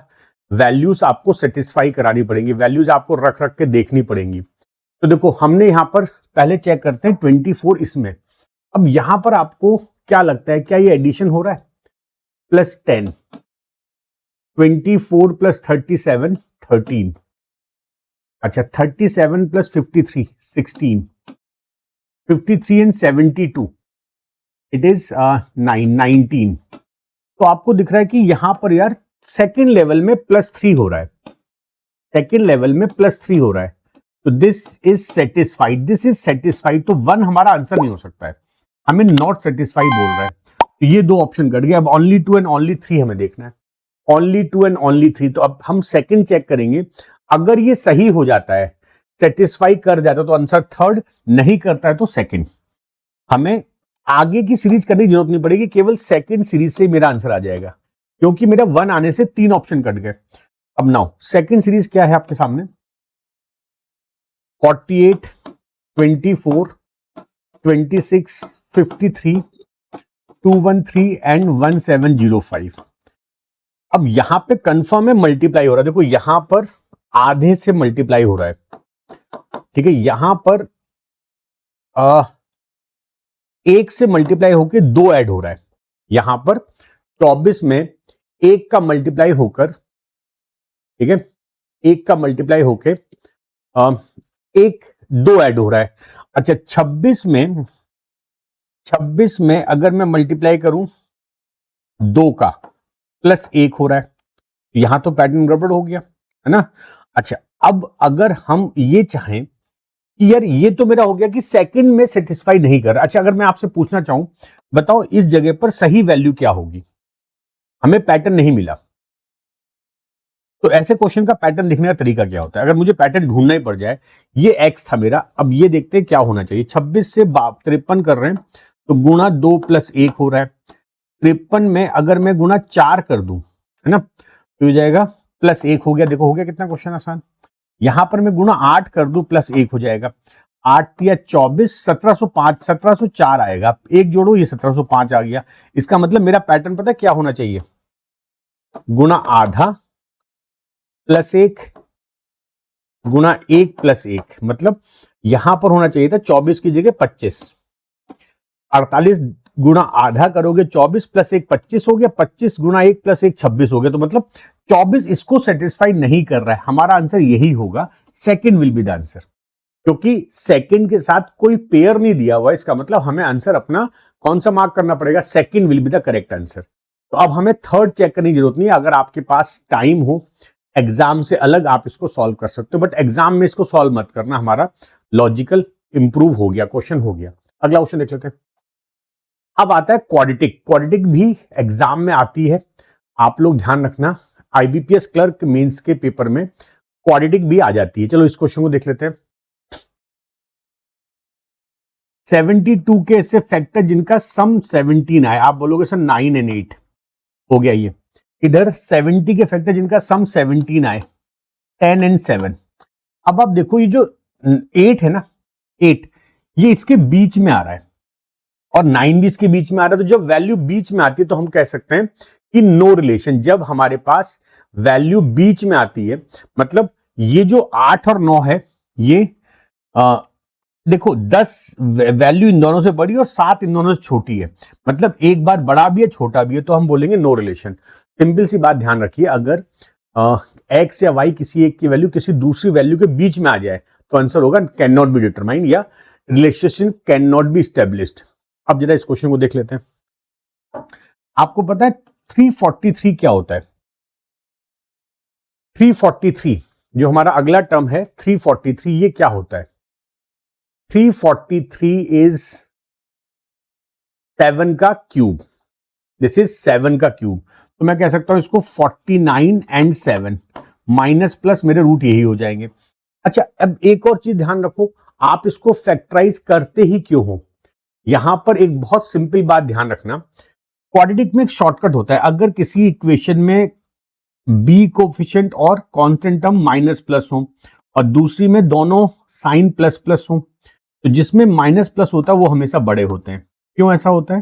क्योंकि इसके रूट हमेशा पॉजिटिव आएंगे, इसके जो रूट आएंगे वो प्लस प्लस होंगे और इसके जो रूट आएंगे वो माइनस माइनस होंगे। तो ये शॉर्टकट आपको ध्यान रखना है, अगर किसी भी इक्वेशन में एक इक्वेशन माइनस प्लस से हो दूसरी प्लस प्लस से हो, तो जिसमें माइनस प्लस है वो बड़ी, उसकी वैल्यू बड़ी होगी, ये भी आपको पता होना चाहिए। मुझे बताइए कमेंट में लिखकर कितने बच्चे इस बात को तुरंत समझ गए थे और आपका आंसर आ गया था सेकंड ऑप्शन, फिफ्थ ऑप्शन।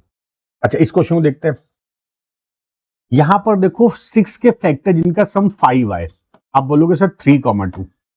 इधर 20 के फैक्टर जिनका सम 9 आए, 5,4। अब आपको दिख रहा होगा 3 2 y से छोटा है, तो मेरा आंसर हो जाएगा y is greater then x। ये रहा, second will be the correct answer. तो मेंस में एक्चुअल पेपर में इस तरह के क्वेश्चन भी आ जाते हैं। अगला क्वेश्चन देख लेते हैं। अच्छा, 35 के फैक्टर करो जिनका डिफरेंस 2 आए, तो 7 और 5। माइनस का प्लस, माइनस इसको देखेगा, ये माइनस हो जाएगा। ठीक है, हमारे पास इस क्वेश्चन में पहली वैल्यू के जो रूट बन गए वो बन गए +7 एंड -5। ठीक है, +7 एंड -5। अब हम अगली इक्वेशन को देखेंगे। अच्छा, अगली इक्वेशन देख लेते हैं।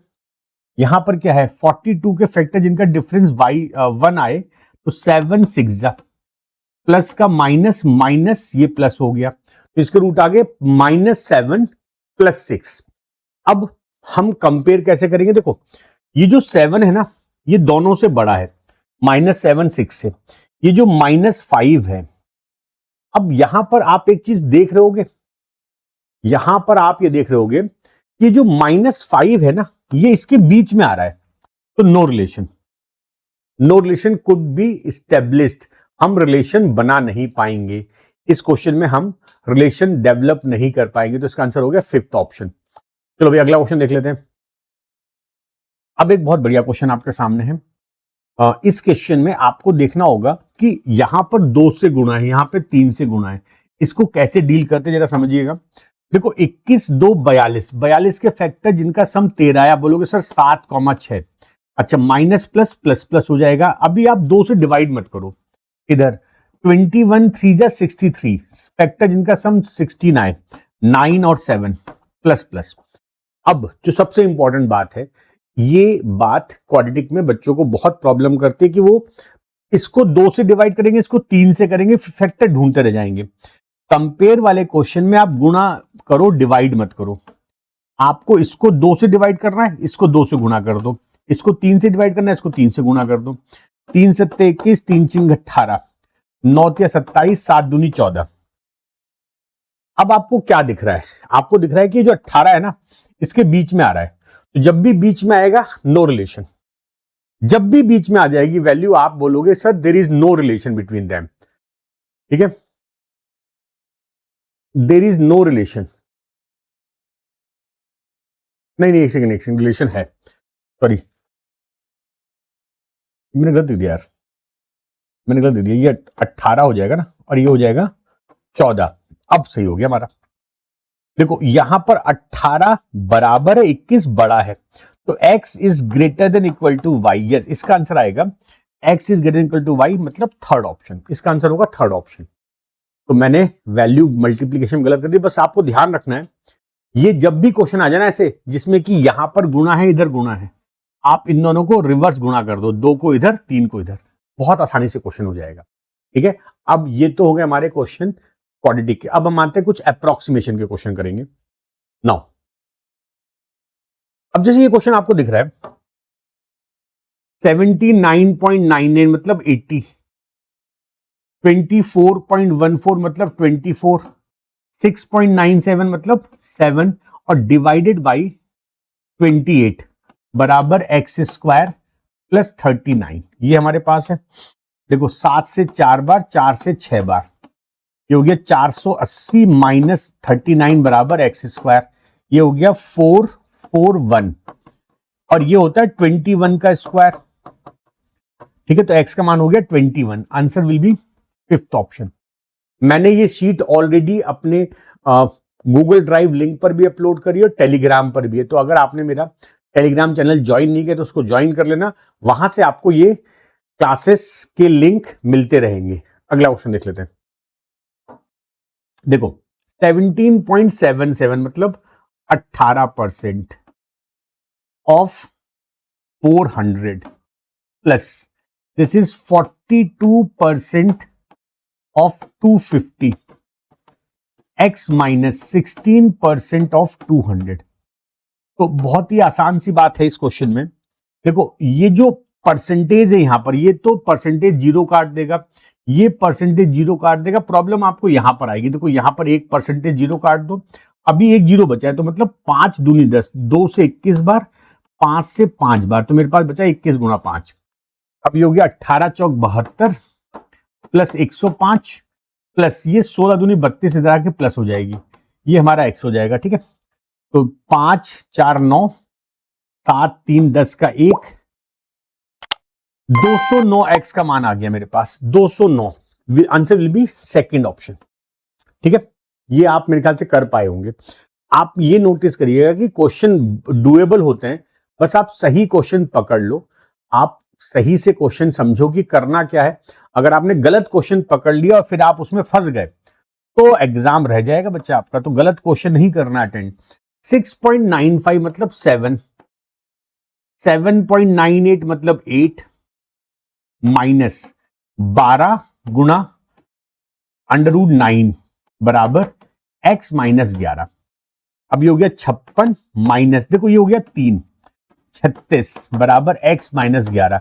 ये कितना हो गया 20 प्लस 11, x का मान हो गया 31, x का मान हो गया 31। Answer will B third option, answer will B third option. तो आसान क्वेश्चन है सारे, मतलब अभी तक जो क्वेश्चन मैं लेके चला हूं, अगर हम DI छोड़ दे तो क्वेश्चन सारे ही सारे बहुत आसान है। अगला question, okay 45.875 this is 46 minus 35 गुणा 24 माइनस 16 बराबर x प्लस 35 माइनस 18, इतना कुछ मेरे पास है।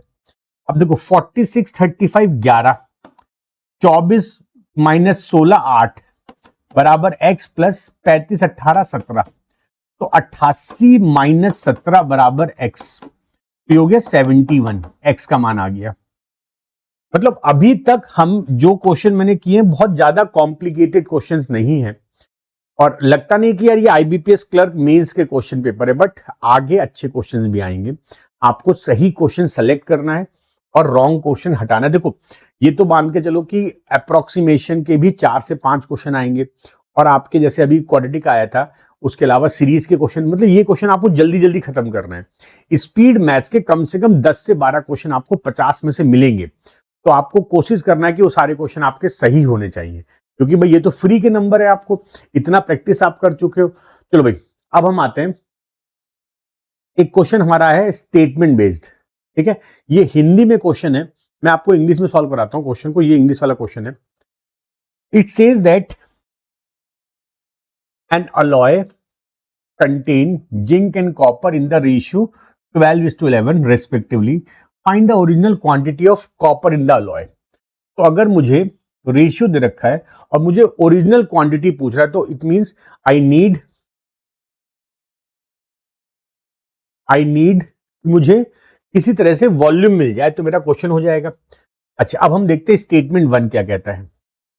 If 20% of the alloy is replaced with the same quantity of copper, then the ratio of zinc to copper become 48:67। अब ये लाइन इंपॉर्टेंट है। यहां पर एलिगेशन वाले क्वेश्चन में या इस तरह के मिश्रण वाले क्वेश्चन में जिसमें रेशियो दिया हो ना, आप इसमें हिट एंड ट्रायल नहीं कर सकते, आपको करके देखना पड़ेगा कि क्या ये आंसर दे पा रहा है। चलो देखते हैं।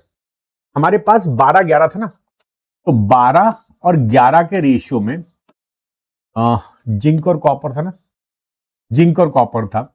This is zinc and this is copper. अब बोल रहा है हमने 20% रिमूव किया और उसमें हमने कॉपर मिलाया, उतना ही कॉपर मिलाया। तो ऐसा करने के बाद जिंक और कॉपर का रेशियो कितना हो गया 48:67, 48:67। अब आप क्या करो, मान लो कि ओरिजिनल वॉल्यूम हमारा x है 23x मान लो ओरिजिनल वॉल्यूम। तो ओरिजिनल वॉल्यूम में 12x जिंक है, 11x कॉपर है। आपने कितना निकाला 20% निकाला। अब ये बड़ी इंपॉर्टेंट बात है, आपने निकाला क्या 20% निकाला। तो 20% इसका जाएगा, 12 का भी, इसका भी 20% जाएगा, तो बचेगा कितना 4/5 बचा, 4/5 बचा। और इसमें तुमने कॉपर मिला दिया, कितना मिला दिया 20%, जितना निकाला उतना मिला दिया, मतलब 23x का 20%। ये हमारा कंडीशन होगी। This is very important case.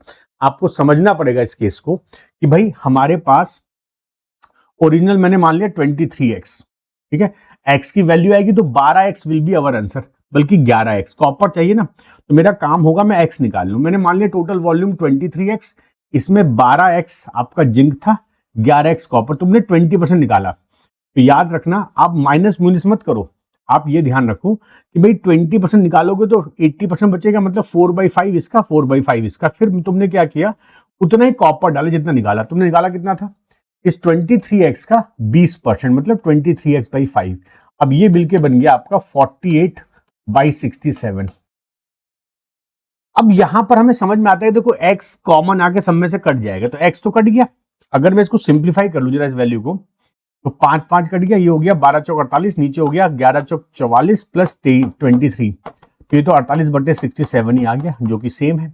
इसका मतलब इस स्टेटमेंट से घुमा फिरा के कुछ नहीं मिलने वाला है इस स्टेटमेंट से, क्योंकि 20% बोल दिया तो ये स्टेटमेंट हम नहीं कर पाएंगे। और मैं जानता हूं 90% बच्चों ने इस क्लास के, इन्होंने स्टेटमेंट 1 से बोला होगा आंसर आएगा, बट स्टेटमेंट 1 से आंसर नहीं आएगा। तो जब स्टेटमेंट 1 से आंसर नहीं आ रहा है, तो एक तो फर्स्ट वाला कट गया, और आइदर स्टेटमेंट कट गया।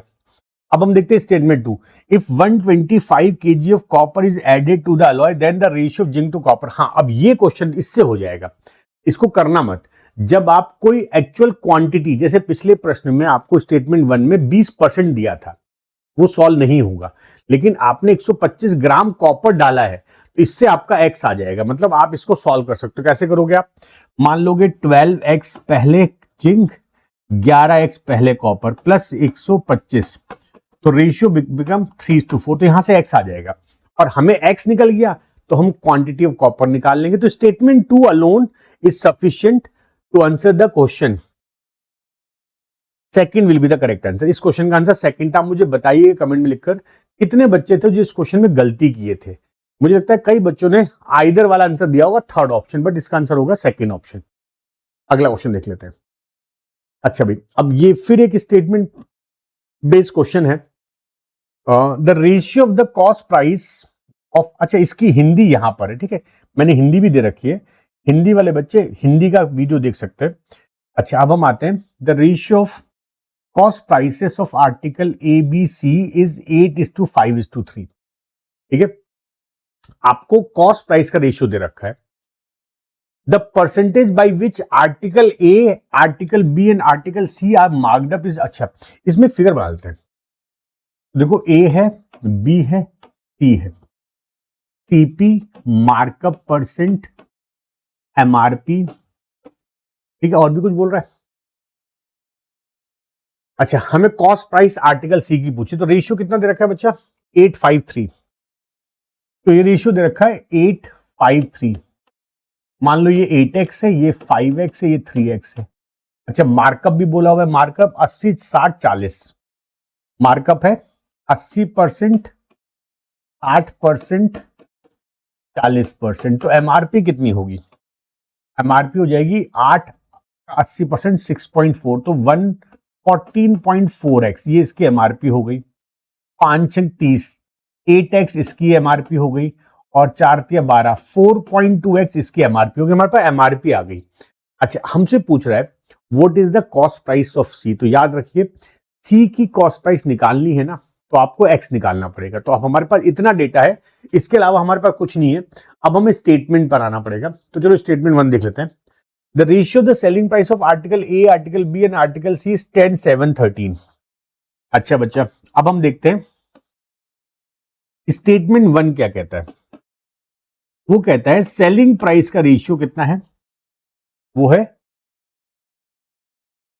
10:7:13, 10:7:13, तो ये हो जाएगा 10y, मान लो 7y 13y। अब आपके पास सेलिंग प्राइस आ गई है ना, सेलिंग प्राइस आने के बाद तुम कैसे निकालोगे x, तो स्टेटमेंट 1 से हमें सेलिंग प्राइस तो मिल गया, वो भी रेशियो मिल गया, but we are not able to get the ratio.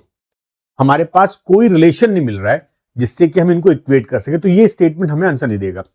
अच्छा, total profit earn on the 3 article is ₹120 less than the total discount given on the 3 article together. अब यहां पे बोल रहा है total profit earn on the 3 article is ₹120 less than the total discount. तो अगर मैं स्टेटमेंट 1 को भूल जाता हूं, स्टेटमेंट 2 क्या कहता है? वो ये कह रहा है कि टोटल प्रॉफिट तीनों का मिला के total profit is 120 less than the total discount. तो टोटल डिस्काउंट से 120 कम है। तो अब हमें, अगर मैं सेपरेट इस स्टेटमेंट को देखूंगा तो मुझे कुछ नहीं मिलेगा, क्योंकि बहुत सारा डेटा मुझे मिल गया है। अच्छा, अगर मैं दोनों कंबाइन करता हूं, अब ये भी तो समस्या है कि हम इनको कंबाइन करके देखें। अच्छा, अगर मैं इनको कंबाइन करता हूं तो देखो टोटल प्रॉफिट क्या होगा। प्रॉफिट ये आपकी selling price 10 7 30y is total selling price minus 8 5 13 3 16 16x बराबर टोटल डिस्काउंट। अब डिस्काउंट क्या होगा? एमआरपी में से सेलिंग प्राइस माइनस करना। तो 4 2 6 8 4 12 4 16 का 1 266x माइनस 20y माइनस 120। अब मेरे पास यहां से एक इक्वेशन बन गई एक्स वाई में, इसमें हम कुछ कर भी नहीं पाएंगे। This is 3.4x plus 4y बराबर माइनस 120। हमारे पास एक ही तो इक्वेशन बन रही है, we don't have any other equation. भाई एक्स और वाई में अगर मेरे दो वेरिएबल है तो मुझे दो इक्वेशन चाहिए, तो मैं यहां भी कुछ नहीं कर पाऊंगा। तो combining of these two statement will also not able to give us the answer. इसका आंसर हो जाएगा फोर्थ ऑप्शन। डेटा बहुत ज्यादा था, दो वेरिएबल थे, इक्वेशन एक ही थी, हम इसको सॉल्व नहीं कर पाएंगे। तो इसका आंसर हो जाएगा combining will not give us the correct answer. ठीक है, आगे बढ़ते हैं।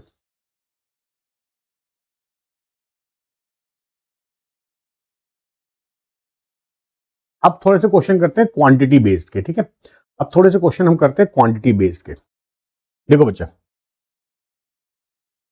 यहां पर क्या कहता है, given question contain a statement followed by two statement. Okay, हमें बोल रहा है a की पावर 5 बराबर 32, b की पावर 6 बराबर 64। अब जरा ध्यान समझना, ये बड़ा ट्रिकी क्वेश्चन है, बच्चे लोग गलती कर देते इस क्वेश्चन में। a की पावर 5 बराबर 32, तो a बराबर आ गया 2, b बराबर आ जाएगा प्लस माइनस 2। ये बड़ी इंपॉर्टेंट बात है, क्योंकि b के पावर में इवन नंबर है, तो हम यहां प्लस माइनस दोनों ले सकते हैं। a का मान हो गया मेरे पास 2, b का मान हो गया प्लस माइनस 2। b की वैल्यू +2 एंड -2 और a की वैल्यू 2। तो इसका मतलब quantity 2 will be greater than और equal to quantity 2। Third will be the correct answer. इस क्वेश्चन के आंसर में बच्चे लोग गलतियां करते हैं, और हमेशा इसका आंसर बच्चे लोग कैन नॉट बी डिटरमाइन नहीं मार्क करते हैं। बराबर तो इसमें कोई ऑप्शन है ही नहीं, तो इसका आंसर बच्चे लोग can not be determine mark करते हैं। बट याद रखना, बी की वैल्यू पॉजिटिव नेगेटिव दोनों लेंगे हम लोग। क्लियर? अगला देखते हैं। अब हमारे कुछ अर्थमेटिक के क्वेश्चन आते हैं। स्टार्ट करते हैं अर्थमेटिक के क्वेश्चन से। A receives 1/15 of the total profit and the remaining is divided between B and C in the ratio of 3:4.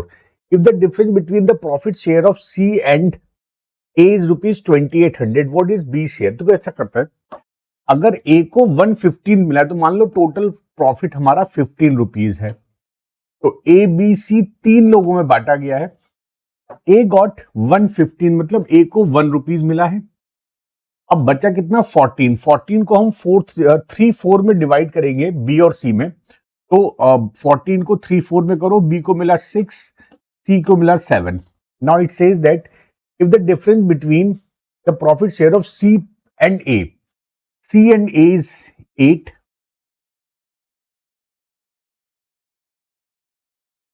अच्छा ये मिलेगा 8 रुपीज, ये 8 हो गया यार। अब इनका डिफरेंस है 7, तो 7 यूनिट की वैल्यू हमारी कितनी हो जाएगी? 2800। तो एक यूनिट की वैल्यू कितनी होगी बच्चा? आप कहोगे सर 400। अब अगर एक यूनिट की वैल्यू 400 है, what is B share? B का शेयर है 6 यूनिट, इट विल बी 2400। तो कितना इजी क्वेश्चन था, बहुत आसान सा क्वेश्चन था, रेशियो का बहुत बहुत इजी लेवल क्वेश्चन था, बट ऐसे क्वेश्चन भी मेंस में पूछे जाते हैं कभी कभी। हमको यही तो देखना होता है कौन सा क्वेश्चन डुएबल है, कौन सा क्वेश्चन आप नहीं कर सकते हो। ये selection is very very important. आप गलत क्वेश्चन सेलेक्ट कर लोगे, टाइम वेस्ट हो जाएगा। अच्छा, ओके, नरेंद्र कार्य के 4/5 भाग को 20 दिनों में, तो नरेंद्र अगर 4/5 वर्क करता है 20 डेज में, तो नरेंद्र पूरा काम कितने दिन में करेगा? 4 से डिवाइड, 5 से मल्टीप्लाई, मतलब 25 डेज में। तो नरेंद्र पूरा काम करेगा 25 डेज में। अजय की कार्य दक्षता नरेंद्र की कार्य दक्षता 25% अधिक है, तो मैं क्या करूंगा, अजय और नरेंद्र इनकी efficiency, it says that Ajay की जो एफिशिएंसी है ना,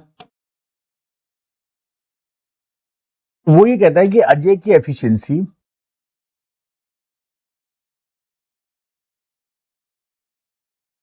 नरेंद्र से 25% अधिक है। तो अगर मैं नरेंद्र की एफिशिएंसी 4 मानूंगा तो इसका 25% 5 ये हो जाने वाला है। ठीक है, ये 5 हो जाएगा। अब अगर अजय की नरेंद्र की एफिशिएंसी 4 है और वो काम करता है 25 दिनों में, तो टोटल वर्क हमारा कितना हो जाएगा? We can say total work will be 25 into 4 और 100 यूनिट। हमने टोटल वर्क निकाल लिया। Now it is given that Narendra और अजय दोनों ने एक साथ कार्य करना शुरू किया और 5 दिन तक के बाद कार्य छोड़ दिया। तो नरेंद्र और अजय वन डे एफिशिएंसी होगी 549, तो 5 डेज वर्क नरेंद्र अजय ने किया, तो 9 एफिशिएंसी 5 दिन, 45 यूनिट काम हो गया। अब हम लिखेंगे रिमेनिंग वर्क कितना काम बच गया, तो remaining work will B 100 minus 45 और 55। अब ये कह रहा है कि नेहा ने शेष कार्य को 11 दिनों में पूरा किया। नेहा ने रिमेनिंग वर्क जो कि 55 है, तो नेहा की एफिशिएंसी होगी 55/11, 5 यूनिट पर डे। अब जरा क्वेश्चन में पूछता क्या है वो बड़ा इंपॉर्टेंट है। वो पूछ रहा है नेहा की कार्य दक्षता 5, तो ये जो वैल्यू है ये 5, नरेंद्र की कार्य दक्षता मतलब 4 से कितने प्रतिशत अधिक है, तो 1 अधिक है नरेंद्र से, 4 गुणा 100, 25% मोर। 4th will be the correct answer. Question बहुत डिफिकल्ट नहीं था, अगर आप स्टेप ढंग से लेके चलते ना, this is the easiest question. अच्छा भाई, अगला क्वेश्चन देखते हैं। एक बैग में 8 लाल और 5 नीली गेंदें होती हैं। 2 गेंदें अनियमित तरह से निकाली जाती हैं। यह संभावना ज्ञात कीजिए कि एक गेंद लाल और दूसरी नीली है। तो टोटल गेंद है 13, तो प्रोबेबिलिटी होगी 13C2 और हमें एक लाल चाहिए एक नीली चाहिए, तो 8C1 एंड 5C1। तो 8C1 हो गया 8, 5C1 हो गया 5/13 इंटू 12/2, तो ये कटेगा 6 टाइम्स, तो ये जाएगा। अच्छा, 4 टाइम्स, 2 3 टाइम्स, तो 20/39। इस क्वेश्चन का आंसर हो गया first option. Answer of this question will be first option. मतलब अभी हमारे बहुत आसान क्वेश्चन चल रहे हैं, these are very easy question, मतलब इतना कोई कॉम्प्लिकेशन नहीं है इस क्वेश्चन में। अब हम बढ़ते हैं आगे। अब आता है हमारे सामने, अब ये क्वेश्चन है difference of SI and CI पर। 2 साल के डिफरेंस और एसआई सीआई का बड़ा मजेदार सा कॉन्सेप्ट होता है। Difference between compound interest and simple interest on ₹7200 for 2 year at x% per annum is 200, find the value of x। अच्छा, रेट का डिफरेंस, इफेक्टिव रेट डिफरेंस, ये होता है r²/100, तो x²/100, तो प्रिंसिपल है 7200, difference of effective rate x²/100 divided by 100 बराबर 200। ठीक है, ये 100 कैंसिल कर दो, x² बराबर 20,000/72। अच्छा, इसको कर दो आप 10,000/36 या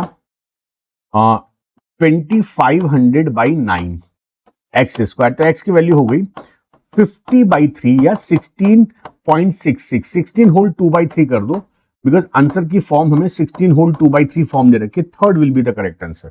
इस क्वेश्चन का आंसर हो गया थर्ड ऑप्शन। ठीक है ना। Now moving to next question.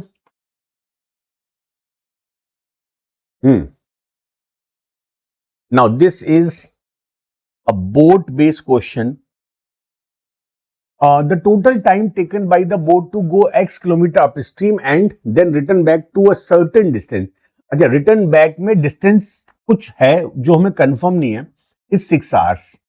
The ratio of the speed of boat in still water to the speed of stream is 8:1 respectively. तो हमें बोला हुआ है the ratio of speed of boat, x speed of boat मान लो, y speed of stream मान लो, this ratio is 8:1. तो मान लो x है 8a, y है a. If the upstream distance covered is 50 km more than the downstream distance covered and the boat can cover 3x plus 60 km still water in 12 hours, then find the value of x. अच्छा, दो equation बनेंगी हमारे पास, उन दोनों equation हमें x को solve करना है. देखो पहली equation, it goes x kilometre upstream plus, अच्छा एक यहां पे देखो, if the upstream distance covered is 50 kilometre more than the downstream distance covered. Upstream की डिस्टेंस 50 किलोमीटर ज्यादा है, तो अगर अपस्ट्रीम x है तो डाउनस्ट्रीम हो जाएगी x माइनस 50. अच्छा, ये अपस्ट्रीम तो अपस्ट्रीम में हो जाएगा, this is 7a, this is 9a is equal 6 hour. This is our equation 1. इसको थोड़ा सिंप्लीफाई कर लेते हैं ना, यहां पर 63a एलसीएम आ जाएगा, this will be 9x plus 7x minus 350 is equal 6. तो हो जाएगा 16x minus 350 is equal a, 6 3 18, 378a equation 1. अच्छा, सेकेंड इक्वेशन कहां से बनेगी? It is given that boat can cover 3x plus 60 kilometre in still water in 12 hours. यहां से मेरे पास एक इक्वेशन बनेगी 3x plus 60 in 12 hours in still water, 8a. This is equation 2. Now divide these two equation. तो जाएगा 16x minus 350 divided by 3x plus 60 is equal 378a upon 12 into 8a. तो अब एक काम करते हैं, जो जो कर सकता है काट लो. 3 से 4 times 1 2 6, 2 से एक बार और काट लो, ये हो जाएगा 63/8. मेरे पास इस तरह की कंडीशन आ गई, वी हैव 63/8, राइट. अब आप कुछ नहीं कर सकते हो, क्रॉस करो, सॉल्व करना पड़ेगा. थोड़ा सा कैलकुलेटिव आया, मतलब एक ऐसा क्वेश्चन जो थोड़ा सा कैलकुलेटिव आया. अभी तक आपने बहुत क्वेश्चन किए, एक दो क्वेश्चन ही कैलकुलेटिव आए थे. ये हो गया 128x माइनस 8 5 जा 40 2800 is equal 189x plus 6 3 जा 18 1 3780. अब ये इधर आ जाएगा, ये 189. अच्छा देखो यहां पर ना 16 होगा, यहां पर 16 होगा यार, ये 8 2 जा 16 होगा ना. तो अब 16 16 256 x माइनस 16 पंजे 80 और ये हो गया 5600 बराबर 189x प्लस 6 3 जा 18 और 3780. अब ये वैल्यू इधर जाएगी, ये इधर आ जाएगी, तो 11 और 56 67x इज इक्वल 08 13 93. तो x बराबर 9380/67. थोड़ा सा क्वेश्चन लेंदी जा रहा है, but process is this is the process. अच्छा, अब ये जाएगा इससे 14 टाइम्स, तो 140x की वैल्यू आ गई. नाउ x की वैल्यू तो मुझसे पूछ रहा है, answer will B third option. मुझसे x से तो निकालने को बोला था, answer will B third option. तो बढ़िया क्वेश्चन था, थोड़ा सा ट्रिकी था, कैलकुलेशन बहुत थी. अगला question, a person can cover a distance between A and B at a speed of 45 km per hour. On the return journey, he covers 180 km with 30 km per hour, and after that, he takes a different route on the return journey, which increases his total distance by 15 km. If the speed of the car on the extended route is 60 km per hour, if it takes 90 minutes more while returning, then find the distance between A and B. अच्छा, अब ऐसे question में कैसे start करते हैं, this is important. कैसे इस question में हम समझेंगे हमें करना क्या है, ठीक है। How to start and how to solve this type of question, इन क्वेश्चंस को हम कैसे करेंगे, ये बड़ा इंपॉर्टेंट पार्ट हो जाता है कि how to attempt this type of question. देखो मान लो टोटल डिस्टेंस डी है, ठीक है। अब जब ये रिटर्न जर्नी की बात करता है उसमें उसको टाइम लगता है ज्यादा, तो पहली बार उसका टाइम हुआ d/45, because while going its speed is 45 kilometre per hour.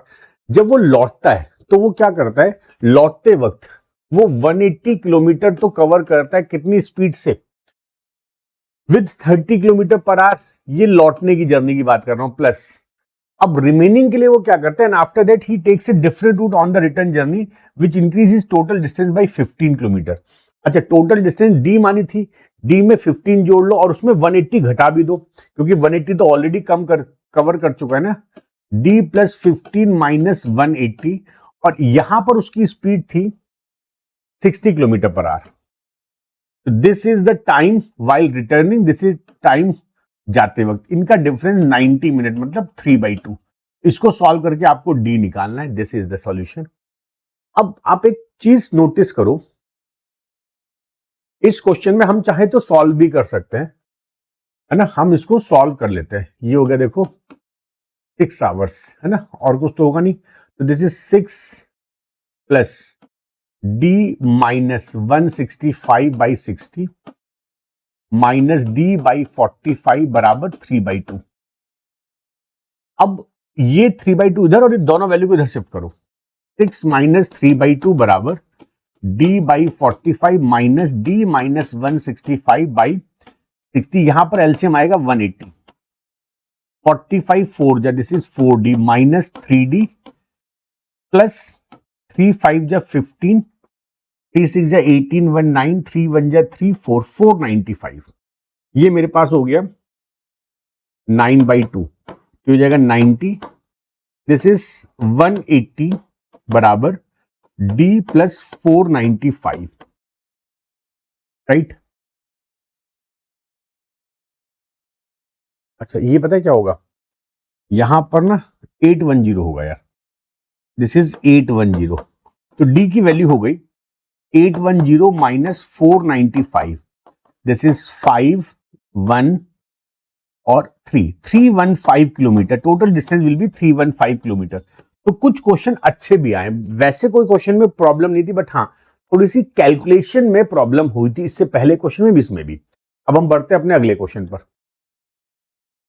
Okay, next question.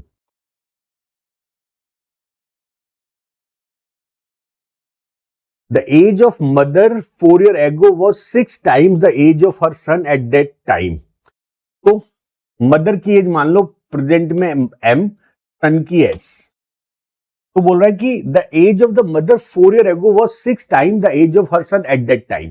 तो मदर की एज 4 years ago, सन की एज 4 years ago, और मदर की एज 6 टाइम्स है। यहां से करो मदर माइनस 4 बराबर 6s माइनस 24। इसको हम आगे अभी देखेंगे, हम किसको ऐसे करते हैं, हम मदर की एज निकाल लेते हैं इन टर्म्स ऑफ सन।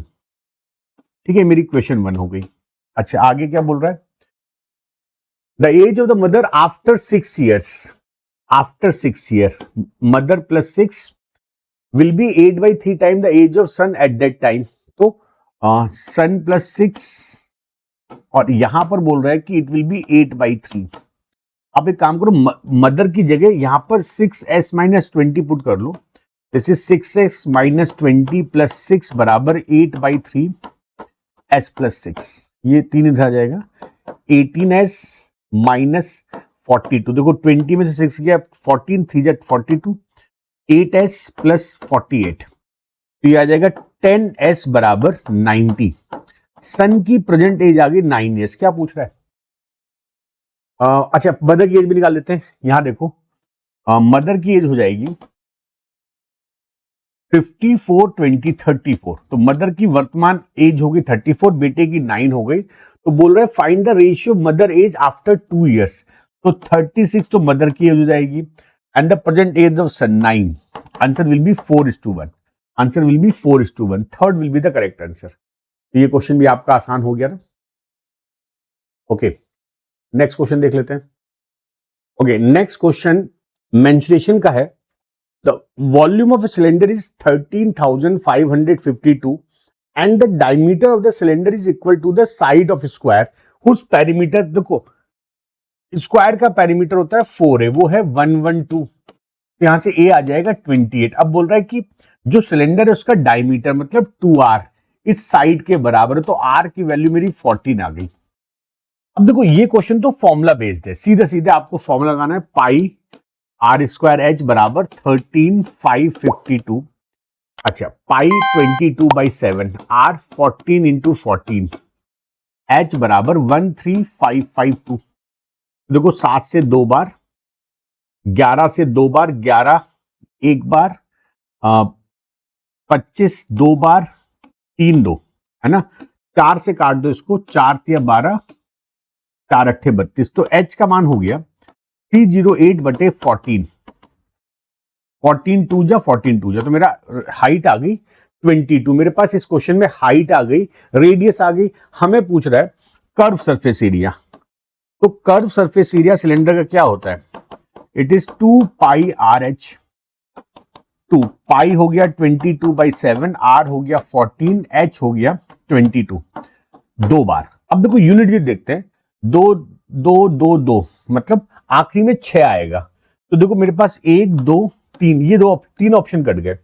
अब दूसरी बात ये देखो कि 11 का मल्टीपल है ना, तो 11 का मल्टीपल 5 1 6, 8 6 14, ये तो नहीं है, तो मेरा आंसर केवल ये होगा 3 1 4, हाँ ये मेरा आंसर है 11 का मल्टीपल, तो इसका आंसर हो जाएगा 4th ऑप्शन। तो आप इस क्वेश्चन को मल्टीपल का कॉन्सेप्ट से भी कर सकते थे, राइट। आगे बढ़ते हैं, अगला क्वेश्चन आता है हमारा एवरेज का।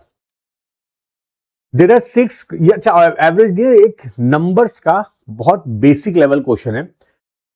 There are 6 consecutive odd numbers. If the product of first and second number is 483, then find the average of all the numbers. तो यहां पर हाँ एवरेज का कॉन्सेप्ट यूज हो रहा है। देखो यहां पे क्या कह रहा है, माना पहला नंबर x है, दूसरा x + 2 होगा, इनका प्रोडक्ट 483 दिया हुआ है ना, दो संख्याओं का प्रोडक्ट 483 दिया हुआ है। अब आप पता है क्या करोगे, यहां पर इसको सॉल्व करो, बट इसमें एक स्मार्ट तरीका ये अपनाते हैं, हम इसको ब्रेक करते हैं। कैसे ब्रेक करेंगे, 3 ये हो गया 3 गुणा 161, अच्छा अब ये 7 से जाएगा, हाँ 7 इंटू 23 हो गया 21 इंटू 23। आपको क्या करना चाहिए था, देखो यहां पर दो नंबर से जिनके बीच में डिफरेंस 2 का है, डिफरेंस 2 का, यहां भी डिफरेंस 2 का है, तो मैं कह सकता हूं कि ये नंबर मेरे फर्स्ट नंबर, छोटा वाला नंबर 21, बड़ा वाला 23, तो मेरा नंबर हो गया 21, नेक्स्ट नंबर 23, नेक्स्ट नंबर 25, फिर 27, 29 एंड 31, 6 नंबर हो गए। अच्छा मुझे पूछ रहा है इनका एवरेज, तो एवरेज ऑफ कॉन्जुगेटिव नंबर क्या होता है, first term last term by 2, तो 21 + 31/2 it will be 52/2, 26 will be the correct answer. इस क्वेश्चन का आंसर हो जाएगा 26, ठीक है। ओके अगला क्वेश्चन देख लेते हैं। अच्छा अब एक क्वेश्चन और देखो, ये भी एवरेज है, यहां पर एलिगेशन से इस क्वेश्चन को हम आसानी से कर लेंगे, एलिगेशन लगाई जल्दी हो जाएगा। लड़कों की संख्या लड़कियों की संख्या का अनुपात 8:5 है, लड़के 8 और लड़कियां 5 में है, पूरी कक्षा की औसत आयु x है, पूरी कक्षा की औसत आयु x है, लड़कियों की औसत आयु x-2 है, तो मान लो लड़कों की a है और मुझे लड़कों की एज निकालनी है, एलिगेशन लगा दो, ठीक है। कैसे लगेगा, 8/5 बराबर 8 के आगे x - x-2, इधर a - x, तो क्रॉस कर दो, 8a - 8x बराबर 5x। अच्छा एक काम करते हैं, इसको सिंप्लीफाई कर लो, ये बचेगा 2/a - x, x कट जाएगा 2 बचेगा, तो ये जब क्रॉस करोगे हो जाएगा 10, ये इधर ले आओ, 8a बराबर 8x + 10, a की वैल्यू होगी x + 8x + 10/8, तो हो जाएगा ये x + 5/4 या x + 1.25, तो answer will B second option. इस क्वेश्चन का आंसर हो जाएगा second option. x plus 1.25, right. बढ़िया क्वेश्चन था, मतलब ये क्वेश्चन इजी थे। अब आपने देखा होगा कि पेपर में बहुत कॉम्प्लिकेटेड क्वेश्चन नहीं है, आप बस सिंसियर एफर्ट दो, 25 से ज्यादा आप क्वेश्चन आसानी से इस मेंस के पेपर में कर सकते हो। बट आपको ध्यान रखना है, ज्यादा करने चाहिए और ज्यादा कर सकते हो। 50 मिनट में आप आराम से 30 क्वेश्चन 35 खींच सकते हो। अच्छा, profit earn on an article when it is sold for ₹672 is 25% more than, ठीक है, profit earned on an article when it is sold for ₹672 is 25% more than the loss when it is sold for ₹470.4। तो देखो यहां पर आप क्या करो, मान लो CPX है, तो पहली बार आपने बेचा 672 पे, तो आपको प्रॉफिट हुआ इतना, और अगर आप बेच रहे हो 474 पे, तुमको लॉस होगा। तो लॉस मतलब X पहले।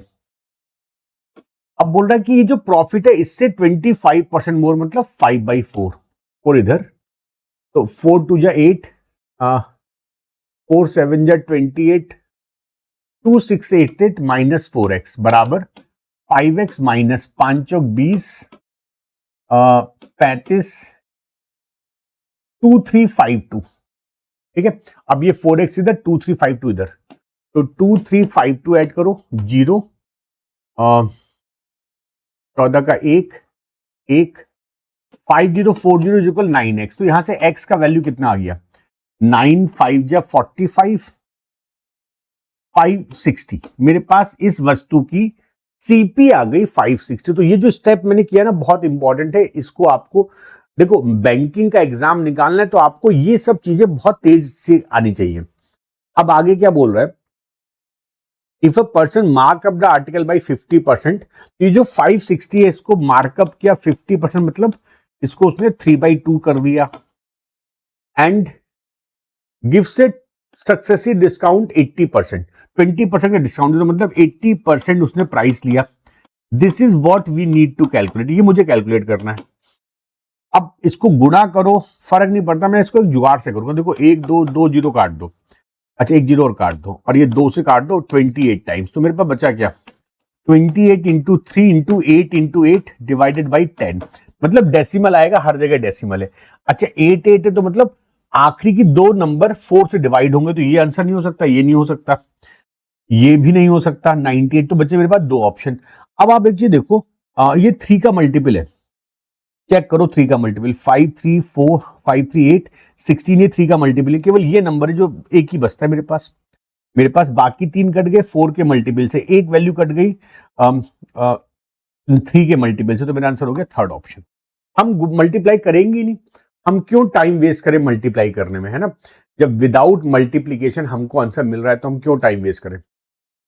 अगला question, profit earn on selling A table for ₹X plus 1600 is 50% more than loss incurred. Same question है, बस इस बार फिगर उसने X की टर्म में दे दी है। तो अब हम क्या करते हैं, CP मान लेते हैं C। तो X plus 600 पर बेचने पर उसको जो प्रॉफिट हो रहा है वो हो रहा है X plus 600 selling price minus cost price. This is 50% more than the loss incurred on selling the table for ₹this। तो C माइनस X माइनस 100। अब ये जो प्रॉफिट है ये इस लॉस से 50% ज्यादा है, मतलब 3/2, 2 गुना कर लो, 2x प्लस 3200 माइनस 2C बराबर 3C minus 3x minus 300, 2C इधर बाकी सब इधर, 5x प्लस 3500 बराबर 5C। तो यहां से C का वैल्यू हो जाएगा x प्लस 700, मतलब हमारी CP आ गई। Had the table been sold for ₹X, there would have been a loss of 43.7। अच्छा, अगर हम had the table had been sold for ₹X, there would have been a loss of 43.75।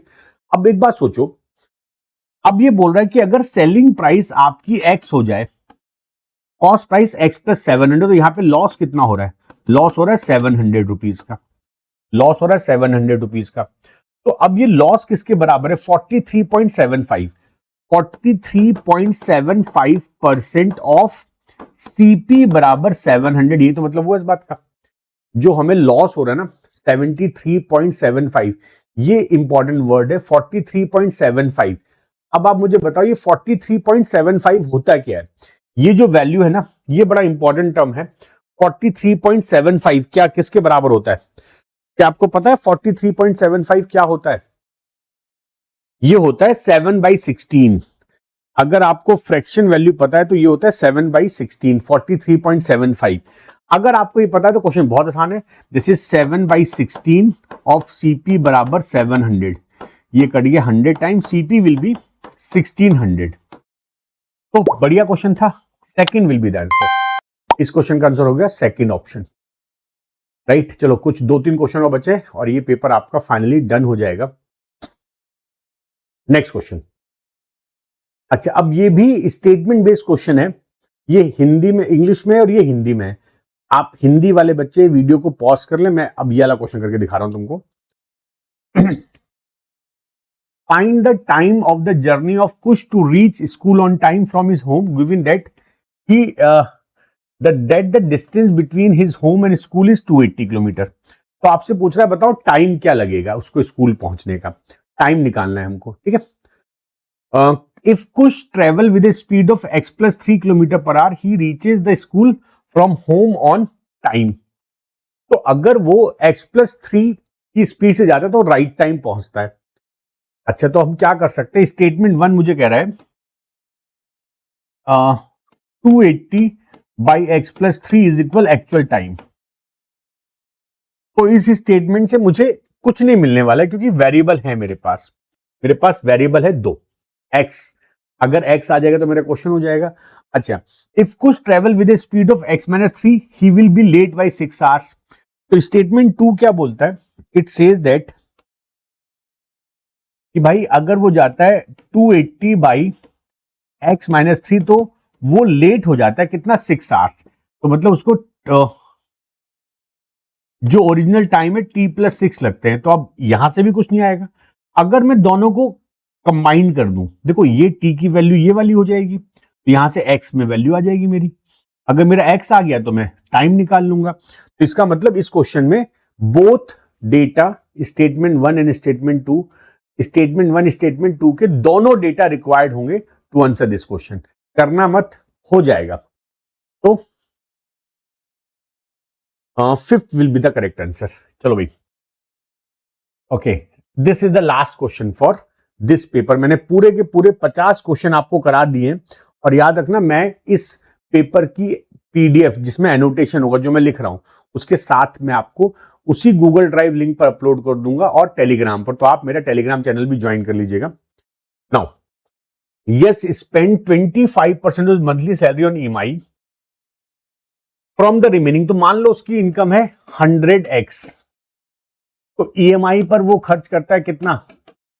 25x। तो शेष कितना बचा? Remaining कितना बचा? वो बचा 75x। अब बोला he spend 30% the rent, 10% food, 45% groceries. तो 30, 40, 15, 65, 55। अच्छा, इधर में काम करते हैं। रेंट पर वो खर्चा करता है 30% और फूड पर वो खर्चा करता है 10% और ग्रोसरीज पर वो खर्चा करता है 45% ग्रोसरीज पर। तो अगर मैं मुझसे बोल रहा है कि अच्छा एक और चीज है, 15% वो ब्लॉगिंग पे खर्च करता है, ठीक है, 4 खर्चे हैं उसके। If the difference between the amount spend on EMI पे 25x एंड फूड, तो फूड पे 10% मतलब 7.5x, इन दोनों का डिफरेंस। तो ये कह रहा है 25x माइनस 7.5x बराबर 945। ये हो जाएगा 17.5x बराबर 945, 945 अपॉन 17.5 हो गया क्वेश्चन। तो ये हो गया 7 से 25 टाइम्स, 7 1 जा 7 3 जा 7, 1350 है ना। 25 से 5 टाइम्स और 54 x की वैल्यू की 54। तो मासिक वेतन पूछ रहा है, हमने माना था 100x, 54 आया, 5400, third will be the correct answer. इस क्वेश्चन का आंसर हो जाएगा थर्ड ऑप्शन। मतलब this is one of the very easy question. तो आपने देखा, मैंने आपके साथ आज एक पूरा पेपर डिस्कस किया जो कि 8 अक्टूबर 2022 को आईबीपीएस क्लर्क मेंस में आया हुआ था। मैं इसी चैनल पर आपको बहुत सारे प्रीवियस क्वेश्चन कराऊंगा and these session will be helpful for your upcoming exam. आप इस वीडियो को लाइक कर देना, चैनल सब्सक्राइब करना मत भूलना। मिलते हैं नेक्स्ट प्रीवियस ईयर क्वेश्चन के सेशन में। Thank you.